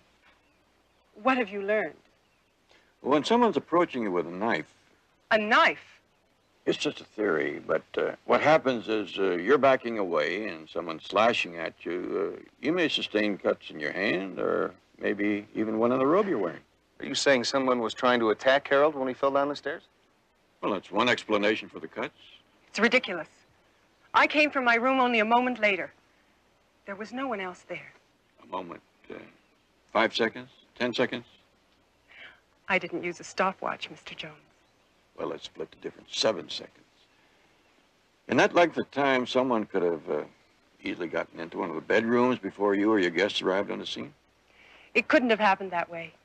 It was an accident. All Mr. Jones is saying is that it's possible. It was an accident. Look, Barnaby, the police made a thorough search of this place. There was no knife found. In the first place, the police weren't searching for a knife. And in the second place, if my father was murdered, then the killer wouldn't be stupid enough to leave the murder weapon lying around. Isn't that so, Mr. Jones? Absolutely correct, Laurie. Darling, go back inside. I'm not a child. I have a right to take part in this discussion. This discussion is over, as far as I'm concerned. Goodbye, Mr. Jones. Well, you see why people think the way they do? And she acts like she's got something to hide.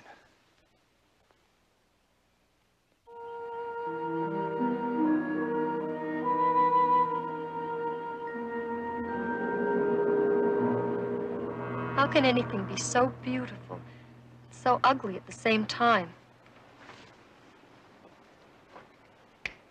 You're luckier than most young girls. Do you know that, Laurie? Am I? Well, most, when they lose their mother, aren't fortunate enough to find another like Florence to take their place. Hello, you two. Well, what's on the agenda for today? For me, it's fishing. Anybody want to come along? Not me. I don't think I'm quite ready to make my peace with the lake yet. You catch them and I'll cook them, okay? Okay. See you later.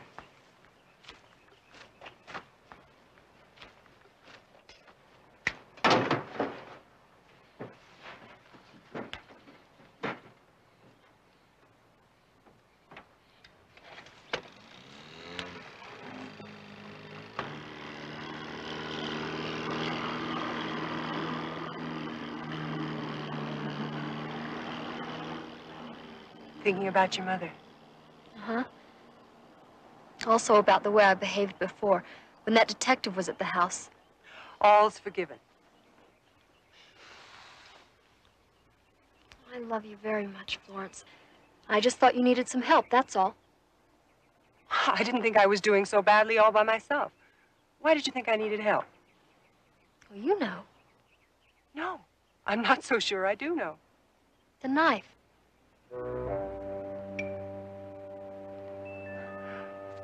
What knife, Laurie? The one you hid in back of you on the stairs that night. I certainly hope you got rid of it where no one will ever find it.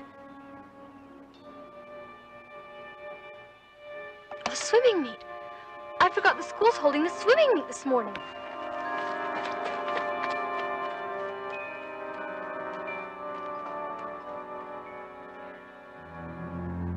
Nora Frazier? Yeah, she works here. Bet she missed her work shift this morning. Did you try her house? Nobody there. That figures. Probably took off with some dude last night after work. So your station wagon's still here. Thanks.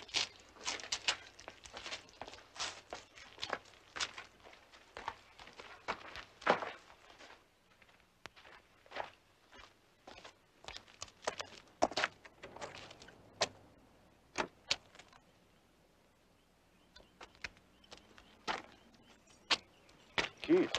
That might be why she had to leave her car here overnight. Dropped them and couldn't find them in the dark. Should have been able to find them there, even in the dark.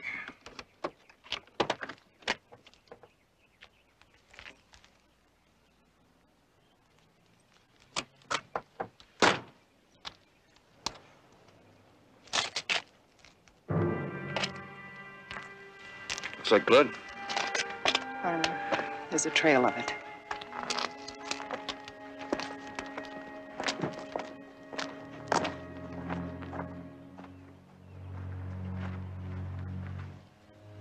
Woman's shoe print. The heel dug pretty deep. Could be a heavy woman. Or a woman carrying something heavy.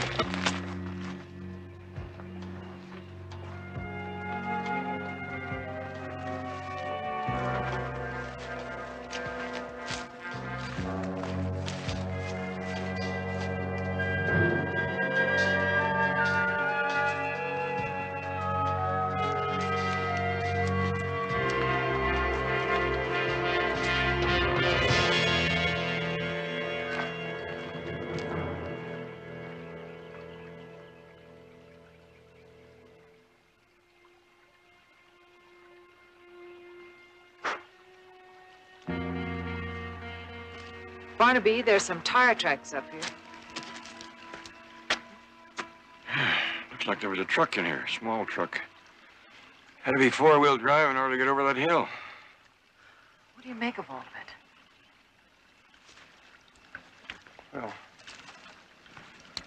woman's footprints with a deep heel, from all the way to here. And then it lightened as if she had dumped a load in the truck and came around here to get in the driver's seat and take off. I think it was Nora Frazier. You got a little camera with you? Yep, right here. Why don't you start taking some pictures? What's that? Tuft of blonde hair.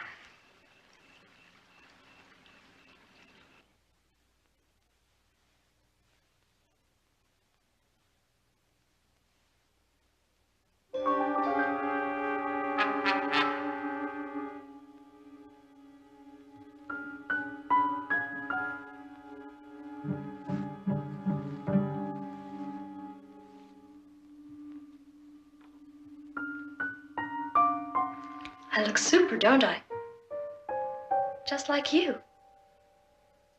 I bet if we walked down the street together, nobody could tell us apart. Oh, Lori. My poor, poor darling. Oh.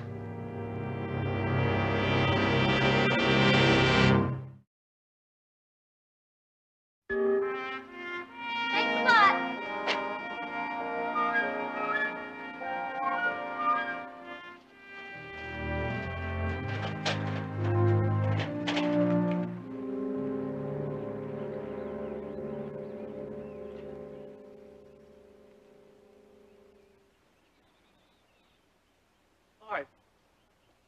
What's happening? What are all these stakes for? For the new swimming pool. What else? Why? Florence told me my garden would be left alone. Well, I've decided we're going to put the pool in after all. You've decided. Oh, Eugene, you always get your way with Florence. From now on, I'm going to have something to say about what goes on around here, too. We'll see about that.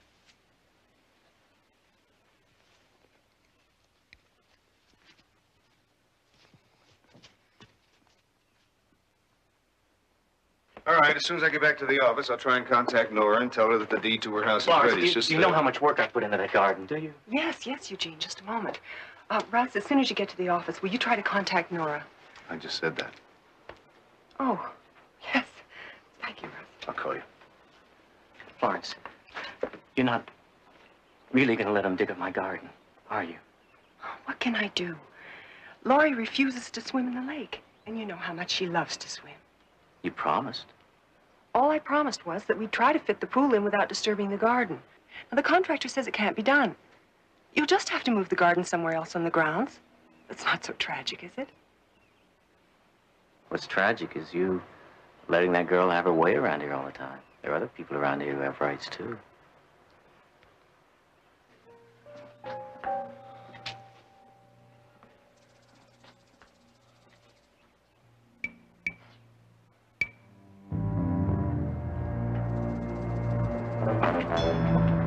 Barnaby. Listen, if you're thinking of changing your hairstyle, don't. I rather like it the way it is. When you were out getting pictures of those tire tracks developed, I thought that I'd like to have a closer look at this hair under the microscope. It's synthetic fiber. From a wig? Blonde wig. Nora Fraser's? No, that's the reason I went in to talk to the hairdresser. She says that Nora Fraser doesn't possess a wig and never did. She's too proud of her own hair to cover it with a wig. Well, do you think there were two women out on that dirt road last night? And it looked that way. How'd you make out with the tire tracks? Well, the tracks were made by some sort of specialty tire. But the local dealers around here don't handle them. They can only be purchased through a mail order house. Is there one in town? We're on our way there.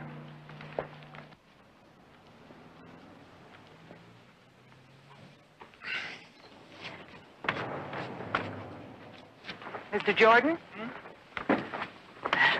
They told me that you're the man to see if someone was interested in buying a set of tires that would make these tracks. Do you recognize them? Oh, sure. Don't sell too many sets like them, though. They're pretty expensive. Do you remember selling a set to anyone? Oh, the Stringer boys got a set when they first come on the market about 3 years ago. That and the set I sold to Harold Armstrong. That's about it. When did Mr. Armstrong buy his? About 3 months ago for that four-wheel drive of his. Do you have a record of the transaction? If I don't, I'm getting myself a new accountant. Hold on a minute.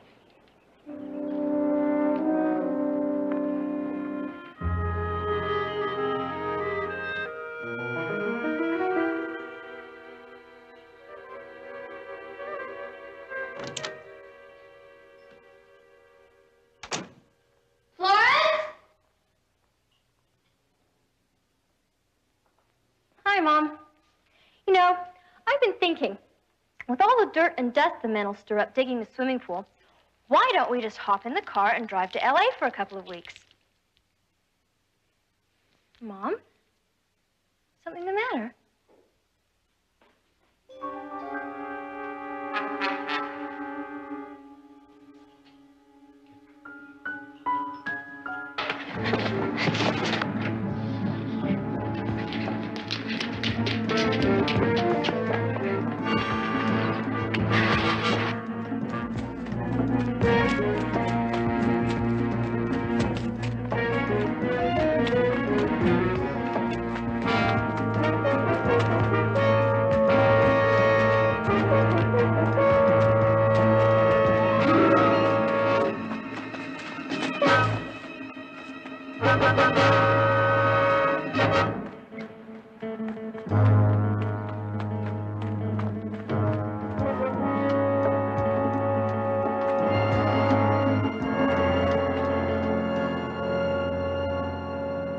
Tires come from Sweden.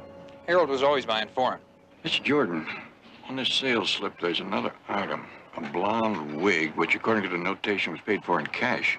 Now, why didn't Harold Armstrong sign for the wig just as he did for the tires? Well, first place, that's not Harold's signature. That's not an H, that's an E for Eugene. He signed for the tires. I made the notation about the cash transaction on the wig later on. Eugene Armstrong, caretaker.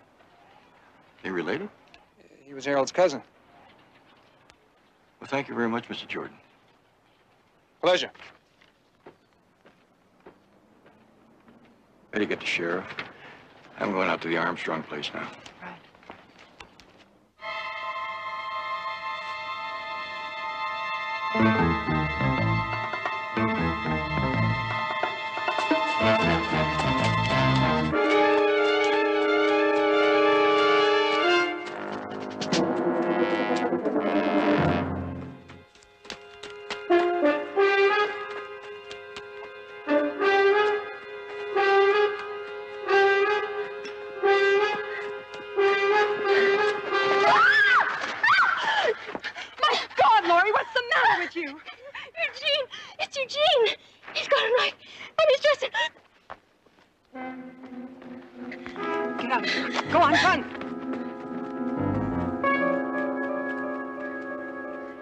Eugene, you don't want to hurt anyone.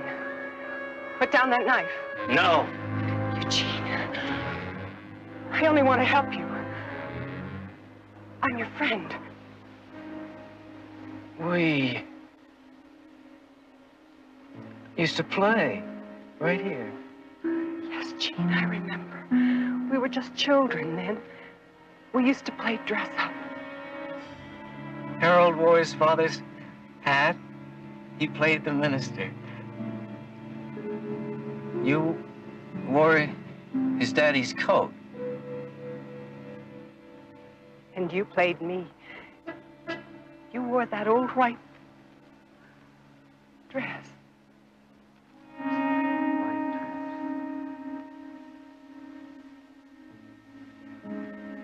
now pronounce you man and wife. Florence and Eugene. Eugene and Florence were married. That was just a game. No. Eugene loved Florence. Oh, she was so beautiful.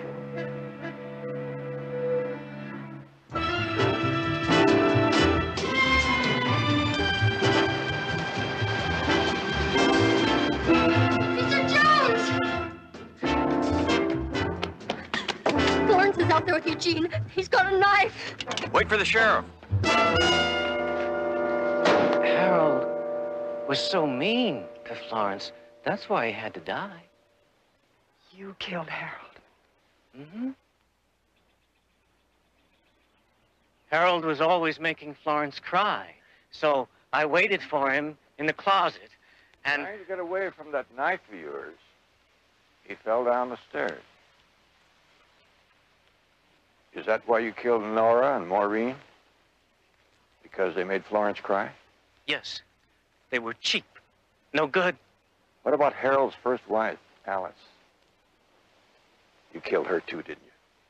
She was mean. She tried to evict Eugene from his cottage. Eugene was part of the family, too. Where is she, Eugene? In the garden? Is that the reason you don't want anyone to dig it up? Yes, they're all there. Like the rusty nails. Nobody's gonna dig up my garden.